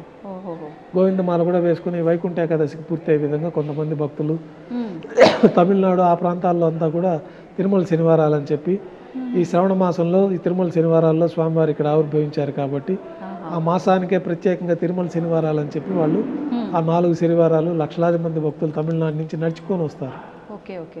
పసుపు బట్టలు ధరించి చెప్పులు లేకుండా 100 కిలోమీటర్ల నడక మార్గంలో వచ్చి స్వామివారిని దర్శించుకుంటారు. అట్లాగే గోవిందమాల వేసుకొని కొంతమంది ఆ రకంగా శ్రద్ధాభక్తులతో స్వామివారిని శరణాగతి పొందుతారు. ఈ తిరుమల శనివారాలని చెప్పి ఇటీవల కాలంలో ఈ యొక్క విధానంలో కూడా స్వామివారి అనుగ్రహాన్ని పొందుతూ ఉన్నారు. తిరుమల శనివారాలు ఇటీవల వచ్చింది. అది మిగతా వ్రతాలు అన్ని విధంగానే ఈ వారం రోజులు ప్రతి శనివారము భక్తి శ్రద్ధలతో పిండి దీపాలు వెలిగించుకోవడము, గోవిందనామాలు అష్టోత్తర శతనామావళితో అర్చన చేసుకోవడము, ఇవన్నీ లేని వాళ్ళు కూడా ఆ గోవిందనామావళి ఉన్నది కదా శ్రీనివాస గోవింద అని, ఆ గోవిందనామాలతోటి స్వామివారిని స్మరించుకోవడము, వాళ్ళు పుష్పంతో ఆరాధన చేసుకోవడము, తర్వాత పండు నైవేద్యంగా పెట్టడం, ఇంకా కొంత భక్తి శ్రద్ధలతో చేసేవాళ్ళు విశేషంగా అన్నప్రసాదాలు కూడా తయారు చేసి స్వామివారికి నైవేద్యంగా సమర్పించుకోవడం, భక్తి శ్రద్ధలతో చేసుకుంటే వారికి ఈ 7 శనివారాలు 40 రోజులు మండలం రోజులు స్వామివారి అనుగ్రహం పొంది వాళ్ళకి శుభాలు జరుగుతూ ఉంటాయి. ఏ రూపంలో అయినా స్వామివారిని శరణాగతి పొందడమే మనకి వీటన్నిటి పరమార్థం. కానీ ఏదైనా చేస్తున్నాము అనంటే కొంచెం నియమనిష్టలతో భక్తి శ్రద్ధ నియమనిష్టలతో చేసుకుంటారు. గురువుగారు ఇప్పుడు ముడుపుల గురించి మాట్లాడుకున్నాము, మొక్కుల గురించి మాట్లాడుకున్నాం. కొంతమంది ముడుపులు ఈ మొక్కులు మర్చిపోతుంటారు. ఏదో ఆపద వచ్చిందని చెప్పి మొక్కుకుంటారు. ఆపద తీరిన వెంటనే అంటే మర్చిపోవాలని కాకపోయినా ఏదో రకంగా మర్చిపోతూ ఉంటారు. కొన్నిసార్లు స్వామి కలలో వచ్చి చెప్తాడు అని అంటుంటారు. కొన్నిసార్లు ఎవరి రూపంలో వచ్చి ఒక హింట్ ఇస్తుంటాడు అంటారు. అది ఎంతవరకు వాస్తవం అంటారు? వాస్తవంగానే జరుగుతుంది. చాలా మంది భక్తులకు అనుభవాలు అయ్యి ఉంటాయి. అవి వారు ముడుపు ఏదో చెల్లిస్తామనుకొని వాడు మొక్కుదలు చెల్లించుకోవడంలో ఆలస్యం అవడము, తర్వాత స్వామివారికి ఏదో ఒక రూపంలో వారికి ఈ ముడుపు చెల్లించలేదు కాబట్టి కొంచెం వారికి సమయం సరిగ్గా ఉండకపోవడము, కొన్ని ఉపద్రవాలు ఎదుర్కోవడము, స్వామివారికి ముడుపు మర్చిపోయాం కాబట్టి నిర్లక్ష్యం చేసినట్టే కదా. దానికి మళ్ళా ప్రతిగా వాళ్ళు కొంత వచ్చి స్వామివారి అనుగ్రహం చేత ఆ ముడుపు చెల్లించుకుంటే మళ్ళా సకల శుభాలు కలగడము అంటే జరుగుతూ ఉంటాయి. ఇప్పుడు అంటే నిలువు దోపిడీ అంటుంటారు. ఏదైనా మొక్కుకుంటే స్వామికి మనం మర్చిపోయి ఎప్పటికీ ఆ మొక్కు చెల్లించకపోతే స్వామివారే అలా కొన్నిసార్లు ఏదో రూపంలో దాన్ని తీసుకుంటాడు అంటుంటారు. లేదు కొన్నిసార్లు మనం నిలువు దోపిడీ ఇస్తాము అని చెప్పి ఎవరైనా వాళ్ళ కామ్యం ప్రకారంగా మొక్కుకుంటే, ఆపదలో మొక్కుకుంటే వాళ్ళ ఒంటి మీద ఉన్న ఆ సమయంలో ఉన్న ప్రతి ఒక్క ఆభరణము ఇవ్వాల్సిందేనా? అసలు నిలువు దోపిడీ విధానం ఏంటి గురుగారు? అంటే వాళ్ళు ప్రార్థన చేసి వాళ్ళ యొక్క కష్టం తీవ్రతను బట్టి వాళ్ళు మొక్కుకుంటారు. సాధారణంగా నిలువు దోపిడీ అనేది అందరూ చేసుకోరు. బాగా తీవ్రమైన ఇబ్బందులు ఉన్నప్పుడు ఇంకా స్వామివారే రక్షణ శరణాగతి, ఇంకా వేరే మార్గం లేదు, ఆయన కాపాడకపోతే ఈ పరిస్థితుల్లో నుంచి గట్టి ఎక్కలేమన్న భావన ఉన్నప్పుడు కొంతమంది నిలువు దోపిడీ అనే మొక్కుదలను మొక్కుకుంటారు. ఆ సమయంలో వారి ఒంటిపైన ఏమేమి ఉన్నాయో నగలు, ఆభరణాలు మొక్కినప్పుడు ఆభరణాలు మాత్రం వాటిని స్వామివారికి సమర్పించుకోవడంతో ఈ నిలువు దోపిడీ అనే మొక్కుదల పూర్తవుతుంది. అట్లాంటప్పుడు మాంగళ్యం కూడా వాడికి ఆ సదాసమం ఉంటుంది. వాళ్ళకి పెళ్లి అయిన వాళ్ళకి, పెళ్లి కాని వాళ్ళకి ఏముందో అది వేసుకుంటారు, చైన్లు, ఉంగరాలు. పెళ్లి అయిన వాళ్ళకి మాంగళ్యం కూడా ఉంటుంది. మాంగళ్యం కూడా స్వామివారికి సమర్పించారు, మెట్టెలతో సహా. ఇక్కడ వచ్చేసి శ్రీవారి దర్శనం చేసుకొని తర్వాత హుండీ దగ్గరికి వచ్చి నరసింహస్వామి దగ్గర వాళ్ళు కొత్త మాంగళ్యాన్ని ధరింపజేసుకొని ఈ పాత మాంగళ్యాన్ని తీసి మిగతా నగలతో కలిపి హుండీలో సమర్పించుకోవడం అనే పద్ధతి ఈరోజు కూడా భక్తులు ఆచరిస్తూ ఉంటారు. ఈ మధ్యకాలంలో నాకు తెలిసిన వారు ఒకరు ఈ నిలువు దోపిడీ విషయం గురించి నాతో ఒకటి షేర్ చేసుకున్నారు గురుగారు. వాళ్ళు మొక్కినప్పుడు వాళ్ళకు కాలికున్న మెట్టెలు ఒక వరుసల్లాగా ఉన్నాయంట. అది తెలియకుండానే ఎక్కడో ఇరిగి సగం మెట్టె పోయింది. ఇప్పుడు నేను మొక్కినప్పుడు పూర్తి మెట్టె ఉంది, తర్వాత ఇప్పుడు సగమే ఉంది, మరి నేను దీని బదులు కొత్త మెట్టె తీసుకొని వేయాలా, లేకపోతే ఇంతవరకే ఉంది కాబట్టి ఇంతవరకే వేయాలా అనేది నన్ను ఒక సందేహం అడిగారు. అంతవరకే ఉండేది అంతవరకే వేయచ్చు, మన శరీరం పైన ఉండేదే వేస్తాం కాబట్టి వేస్తాము. అట్లా వాళ్ళకి అది మిస్ అయిపోయింది, ఎక్కడో పోయింది, ఇరిగిపోయి కనపడలేదు అనిపించినప్పుడు దానికి సమానంగా ఏదన్నా మరొక మెట్టెలు తీసుకొని ఆ ద్రవ్యానికి సమానంగా వేసుకోవడం అనేది కూడా చేసుకోవచ్చు. గురుగారు, భక్తులు ఎన్నెన్నో అనుభవాలని స్వామివారు స్వయాన మాకు ఏదో ఒక రూపంలో కనిపించారని, కలలో వినిపించారు అని చెప్తూ ఉంటారు. మరి అంటే భక్తులు భక్తితో ఉన్నందుకే అంత వాళ్ళపైన అనుగ్రహం చూపిస్తారు. మీరు నిత్యము స్వామివారి సన్నిధిలోనే ఉంటూ ఉంటారు, వారి సేవల్లోనే మునిగిపోతూ ఉంటారు. మరి మీకు స్వామివారితో ఏమైనా అనుభవాలు జరిగాయా ఇప్పటి వరకు? ఆయన సేవ లభించడమే చెప్పలేని దివ్యానుభూతి. ఇన్ని వందల కోట్ల జనాభాలో పరిమితంగా మా యొక్క 4 కుటుంబాల్లో సుమారు 35-40 మందికి మాత్రమే అనునిత్యం స్వామివారికి ఒక పసిపిల్లవారికి చేసుకునే విధంగా సేవ చేసుకునే భాగ్యం లభించడమే ఇంతకు మించిన భాగ్యం అయితే ఇంకా ఎవరికి ఉండదు. మనం కూడా ఊహించిన భాగ్యం అది. అటువంటి సేవా భాగ్యం మనకు లభించడమే మాకు తీవ్రమైన అనుభూతి. ఈ అనుభూతి మాటల్లో మనం చెప్పుకోలేము. మొదటగా మన పెద్దవాళ్ళ ద్వారా నుంచి మన దేవాలయంలో చిన్నప్పటి నుంచి వాళ్ళతో పాటు వస్తూ ఉంటాము. ఈ విధి విధానాలు, ఆగమ శాస్త్రాలు అభ్యసించడము, ఇక్కడ సాంప్రదాయాన్ని నేర్చుకోవడము, తర్వాత మనకి ఆగమం పూర్తి అయిపోయిన తర్వాత పాదసేవ అని మొట్టమొదటి కార్యక్రమం ఉంటుంది. ఆ పాదసేవతోటి నాకు మీరు సంతానంగా ప్రసాదించిన ఈ పుత్రుడిని కూడా మీ యొక్క సేవకి అంకితం చేస్తున్నాము అనే భావంతో ఆ పాదసేవ అనే కార్యక్రమం మన పెద్దవాళ్ళ ద్వారా జరుగుతుంది. ఎన్ని సంవత్సరాల వయసు? 17 సంవత్సరాల తర్వాత. మనకి ఉపనయనం అయిపోయిన తర్వాత నుంచి చేసుకోవచ్చు. అయితే మనకి వేద విద్యను అభ్యసించడానికి ఇప్పుడు కాబట్టి కొంచెం 16-17 ఏళ్ళు. మామూలుగా అయితే 7వ ఏట నుంచే ఉపనయనం పూర్తి అయిపోయిన తర్వాత మనం ఈ విద్యనంతా అభ్యసించి 14-15 ఏట మనకి ఆగమ శాస్త్రాలు పూర్తి అయిపోతే ఆయన పాదసేవ చేసుకొని ఆయన సేవకు అంకితం చేస్తారు. ఆ చేసినప్పుడు మొట్టమొదటిగా స్వామివారిని ప్రార్థన చేసుకున్నప్పుడే మనకి దివ్యమైన అనుభూతి, ఆ దివ్యమైన శక్తికి భయపడతాం కొంచెం.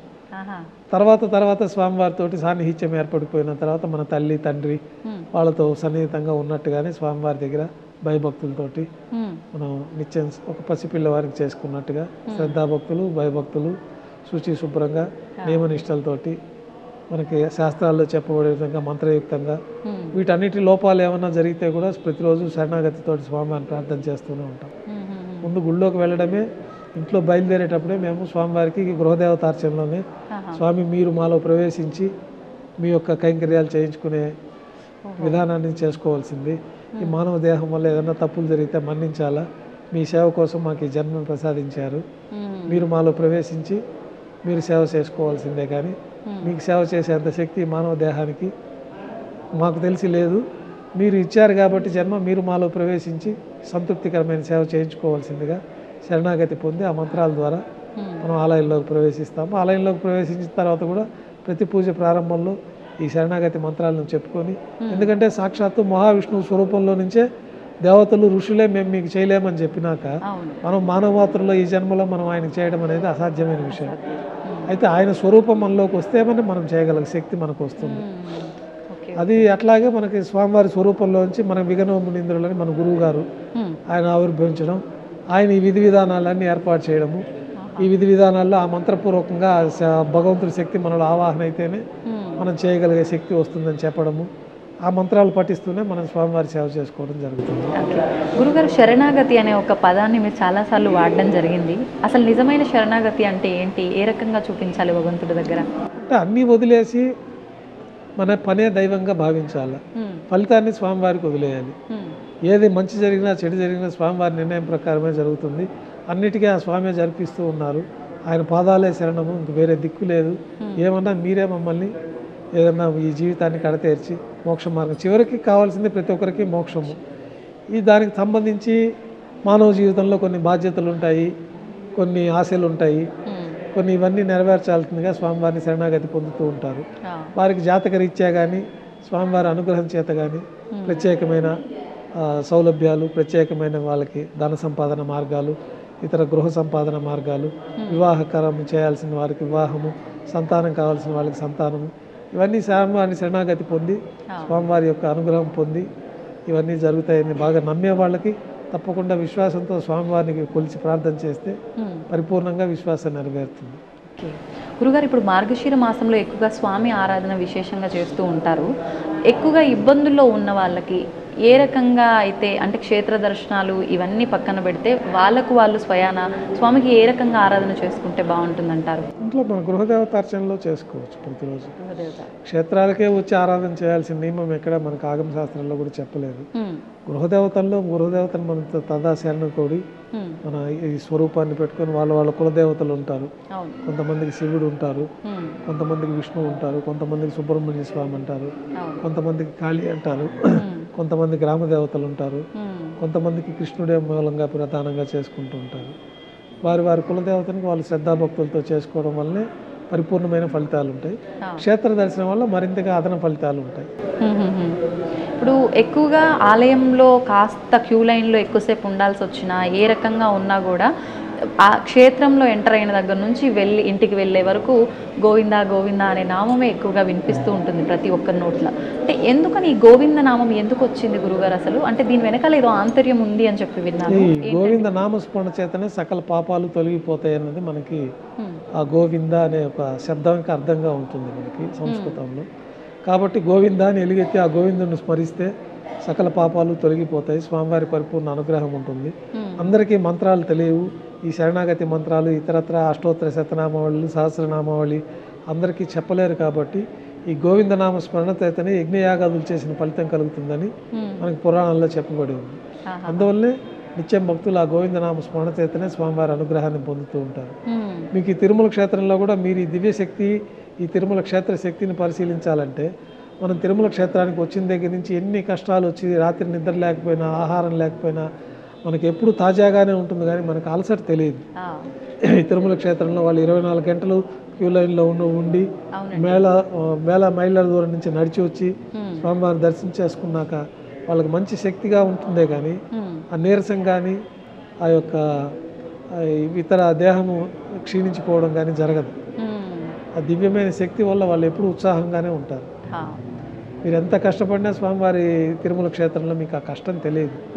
ఇదంతా కూడా ఈ క్రీడాద్రి పర్వతాలు ఈ వైకుంఠంలో ఉండే ఒక పరిపూర్ణమైన శక్తి వల్ల ఇదంతా జరుగుతూ ఉంటుంది.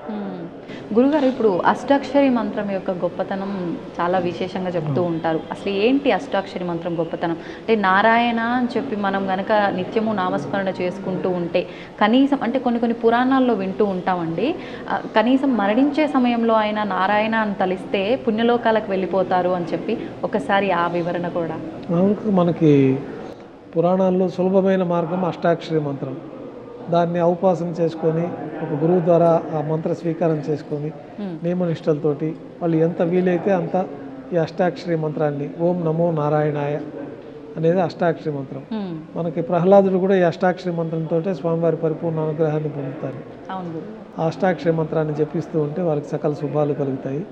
తర్వాత ఓం నమో భగవతే వాసుదేవాయ 12 అక్షరాలు ఉంటాయి. ఈ యొక్క ద్వాదశ నామావళితో కూడా స్వామివారికి పరిపూర్ణ అనుగ్రహం ఉంటుంది. ఈ రెండు ఎట్లాంటి ఆగమశాస్త్ర మంత్రాలు తెలియకపోయినా ఈ యొక్క ఓం నమో నారాయణాయ నమః పాద్యం సమర్పయామి, ఓం నమో నారాయణాయ నమః అర్ఘ్యం సమర్పయామి, ఓం నమో నారాయణాయ నమః ఆచమనీయం సమర్పయామి అని మనము ఫలం నివేదన, మనం పూజలు నిత్యం ఇంట్లో చేసుకునే పూజల్లో కూడా మంత్రాలు ఏవి తెలియకపోయినా ఈ అష్టాక్షరి మంత్రంతో స్వామివారికి ఉపచారాలు, స్వామివారి ఆరాధన చేసుకుంటే పరిపూర్ణమైన ఫలితాలు ఉంటాయి. అందువల్లనే ఈ అష్టాక్షరి మంత్రానికి అంత విశేషమైన ప్రాధాన్యత ఉంది.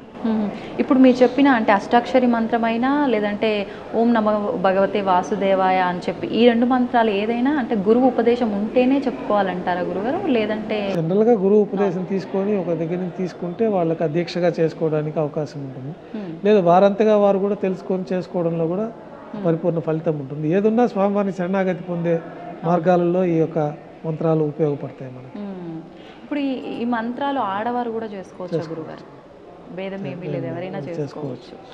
ఆ మహిళా ముట్టు అట్లాంటి సమయాలు తప్పనించి మిగతా సమయాలలో స్వామివారి ఆరాధన చేసుకునే సమయాలలో అంతా కూడా అష్టాక్షరి మంత్ర పారాయణం చేసుకోవచ్చు. ఓకే. స్వామివారి విషయానికి వస్తే స్వామివారికి విశేషంగా భక్తులు భక్తితో ఉపవాసం ఉండాలి అంటే ఏకాదశి ఉపవాసం ఎక్కువగా ఉంటారు. అసలు ఈ ఏకాదశి ఉపవాసం వివరణ ఏంటి గురుగారు? అంటే మనకి 24 ఏకాదశులు ఉంటాయి సంవత్సరంలో. 12 కృష్ణపక్షంలో వస్తాయి, 12 శుక్లపక్షంలో వస్తాయి. మామూలుగా అయితే ఏకాదశి రోజు పూర్తిగా ఉపవాసం ఉంది స్వామివారి నామస్మరణ చేతనే ఆ రోజంతా గడపాలి. రాత్రి నిద్ర కూడా లేకుండా స్వామివారి నామస్మరణ చేతనే ఉండాలి. అంటే జాగ్రత్త ఏకాదశి ఉండి ద్వాదశి రోజు ఉదయాన్నే సూర్యోదయ పూర్వం పుష్కరంలో కానీ, నదిలో కానీ, సముద్రంలో కానీ లేదా ఇంట్లో అయినా పరిశుభ్రంగా స్నానం చేసి తర్వాత స్వామివారిని దర్శించుకొని ప్రసాద స్వీకరణతో సూర్యోదయానికి ముందే ఆహారం స్వీకరించేయాలి. అప్పుడే ఏకాదశి వ్రతం అనేది పూర్తి అవుతుంది. 24 ఏకాదశులు ఉంటాయి. 24 ఏకాదశి వ్రత ఫలితాలు ఈ విధంగా చెప్పబడి ఉంది. దాంట్లో మళ్ళీ ఒక్కొక్క ఏకాదశికి ఒక్కొక్క ప్రత్యేకమైన ఫలితాలు కూడా చెప్పబడింది పురాణాల్లో. కాబట్టి 24 ఏకాదశులు చేయలేని వాళ్ళు వైకుంఠ ఏకాదశి పర్వదినం రోజున ఆ రోజు జాగారం ఉండడము, ఆ వైకుంఠ ఏకాదశి పర్వదినం రోజున స్వామివారికి ఉపవాసం ఉండి మరుసటి రోజు ద్వాదశి రోజున ఈ యొక్క దీక్ష విరమణ చేయడం అనేది జరుగుతూ ఉంటుంది. అందుకే వైకుంఠ ఏకాదశి కూడా అత్యంత ప్రాశస్త్యం ఉంది. మిగతా ఏకాదశుల్లో ఉండలేని వాళ్ళు కూడా ఈ వైకుంఠ ఏకాదశి రోజున స్వామివారిని దర్శించుకొని ద్వాదశి పర్వదినం రోజున కూడా దర్శించుకోవడము, నామస్మరణ ఇవన్నీ ఎక్కువ మనం ఇంట్లో అంత నియమ నిష్టలతో చేయలేం కాబట్టి ఏకాదశి రోజు స్వామివారి దర్శనం చేసుకొని ద్వాదశి రోజున దీక్ష విరమణ చేయడం అనేది చేసుకుంటూ ఉంటారు. కొంతమంది ఏకాదశి ఉపవాసం ఉన్న రోజున నీళ్ళలో తులసి ఆకులు వేసుకొని తీసుకుంటూ ఉంటారు, తులసి ఆకులు తింటూ ఉంటారు. ఇలా చేయొచ్చు అంటారా? తులసి భక్షణం చేయొచ్చు, ప్రసాదం స్వామివారి ప్రసాదం స్వీకరించవచ్చు. అది తిరస్కరణ అనేది ఉండకూడదు. ఒకవేళ దేవాలయానికి వెళ్ళారనుకోండి, వెళ్ళకపోతే ఇంట్లో వాళ్ళు పాటికి వాళ్ళు ఊరికే తీర్థం తీసుకొని ఉంటారు. తులసి తీర్థమే తీసుకోవాలని ఏం లేదు, వాళ్ళు ఆరాధన చేస్తారు కాబట్టి ఇంట్లో ఆరాధన తీర్థంగా తీసుకుంటారు. స్వామివారి ప్రసాదం తిరస్కరణ అనేది ఉండకూడదు, అది తీసుకోవాల్సిందే. మేము ఏకాదశి ఉపవాసం ఉన్నాం, మేము ప్రసాదం తీసుకోవడం అంటే గుడికి వచ్చి తీసుకోకపోతే అది కూడా దోషం అవుతుంది. కాబట్టి గుడికి వచ్చారంటే ప్రసాదం తీసుకోవడమే, స్వామివారే పిలిపించుకున్నట్టు గుడికి వెళ్ళారు. ఉపవాసంలో ఉన్నప్పటికీ తీర్థ ప్రసాదాలు స్వీకరించాలి. తీర్థం అంటే మనం ఆ తీర్థం తీసుకుంటాం, ఆ అన్న ప్రసాదాలు మనం వండుకొని ఆ ప్రసాదం తీసుకోకుండా ఉపవాసం ఉండి దేవుడికి కూడా మనం ఆ రోజు ఏదో ప్రసాద నైవేద్యం పెట్టి అది పిల్లలు వాళ్ళు స్వీకరిస్తారే కానీ మన అన్న ప్రసాదాలు మనం తీసుకోవాలి, తీర్థం స్వీకరణ చేయొచ్చు. ఇప్పుడు స్వామికి తులసి పత్రాన్ని పూజలో మనం ఎక్కువ విశిష్టం. విష్ణు దేవాలయాల్లో తులసి అర్చన విశేషం. అంటే ఇంట్లో పూజ చేస్తున్న తులసి మొక్క పత్రాలు కూడా స్వామికి పూజ చేయొచ్చా గురుగారు? ఏం పర్వాలేదు. అంటే చాలా మంది పూజ చేస్తున్నాం కాబట్టి ఆ చెట్టువి పత్రాలు తెంపకూడదు, స్వామికి పూజ చేయకూడదు అంటుంటారు. దొరకనప్పుడు మనం ఇంట్లో తులసి, అందుకే ఇంట్లో తులసి మొక్క పెట్టుకొని ఆరాధన చేసుకుంటూ, ఇప్పుడు తులసి లభ్యం కానప్పుడు ఆ తులసి దళం తీసుకొని శుద్ధి కావడానికే తులసి. ఆ తులసి వేస్తే స్వామివారు దేనికి లొంగరు, ఒక తులసి పత్రానికి లొంగిపోతారు. మనకి కృష్ణ అవతారంలో మనకు తులాభారంలో తెలుస్తుంది. బంగారు ఆభరణాలు ఎన్ని వేసినా స్వామివారు లొంగరు, ఒక తులసి దళం వేస్తే స్వామివారు ఆ బరువుకు లొంగిపోతారు. అంత ప్రాశస్త్యం విష్ణు దేవాలయాల్లో తులసికి ఉన్నది కాబట్టి మనం ప్రతి ఒక్క పదార్థాన్ని తులసి వేయంగానే ఆ తులసి శుద్ధితో శుద్ధి అయిపోతుంది, అత్యంత పవిత్రం అయిపోతుంది. మేము కూడా ప్రసాదాలు నైవేద్యం పెట్టేటప్పుడు మంత్రయుక్తంగా ఆ పదార్థాలపైన తులసితోటి ప్రోక్షణ చేసి తులసి పత్రాన్ని అందులో వేసి తర్వాతనే స్వామివారికి నైవేద్యంగా సమర్పిస్తాం. అంటే దీన్ని బట్టి ప్రతి ఒక్కరూ అర్థం చేసుకోవాల్సింది స్వామికి ఆడంబరాలు కాదు, భక్తి ప్రాధాన్యము అని. భక్తే స్వామి ముక్తికి మార్గం భక్తే. గురుగారు, భగవంతుణ్ణి అంటే భక్తితో నమస్కరిస్తాము, ఓకే, అంటే మనసులో స్మరించుకునే వాళ్ళు కొంతమంది ఉంటారు, రకరకాలుగా నామరూపంలో ఏదో. అసలు ఫస్ట్ భగవంతుడి ముందు నమస్కరించేటప్పుడు రెండు చేతులు మనకు అంటే ఏ పొజిషన్లో ఉంటే కరెక్ట్ నమస్కారం కిందకు వస్తుంది? హృదయం పొజిషన్లో ఉన్నప్పుడు ఒక నమస్కారం ఉంటుంది. శరణాగతి పొందినప్పుడు చేతులు పైకెత్తి నువ్వే దిక్కు స్వామి అని, ఆపదముఖుడు అనాథరక్షక గోవింద అనే స్మరణ చేసి మొత్తం పైకి లేపేసి ఆ శరణాగతితోటి ఆ నమస్కారం చేసుకోవడం, హృదయపూర్వకంగా నమస్కారం చేసుకోవడం, హృదయాల నుంచి హృదయం దగ్గరకు ఉంటుంది.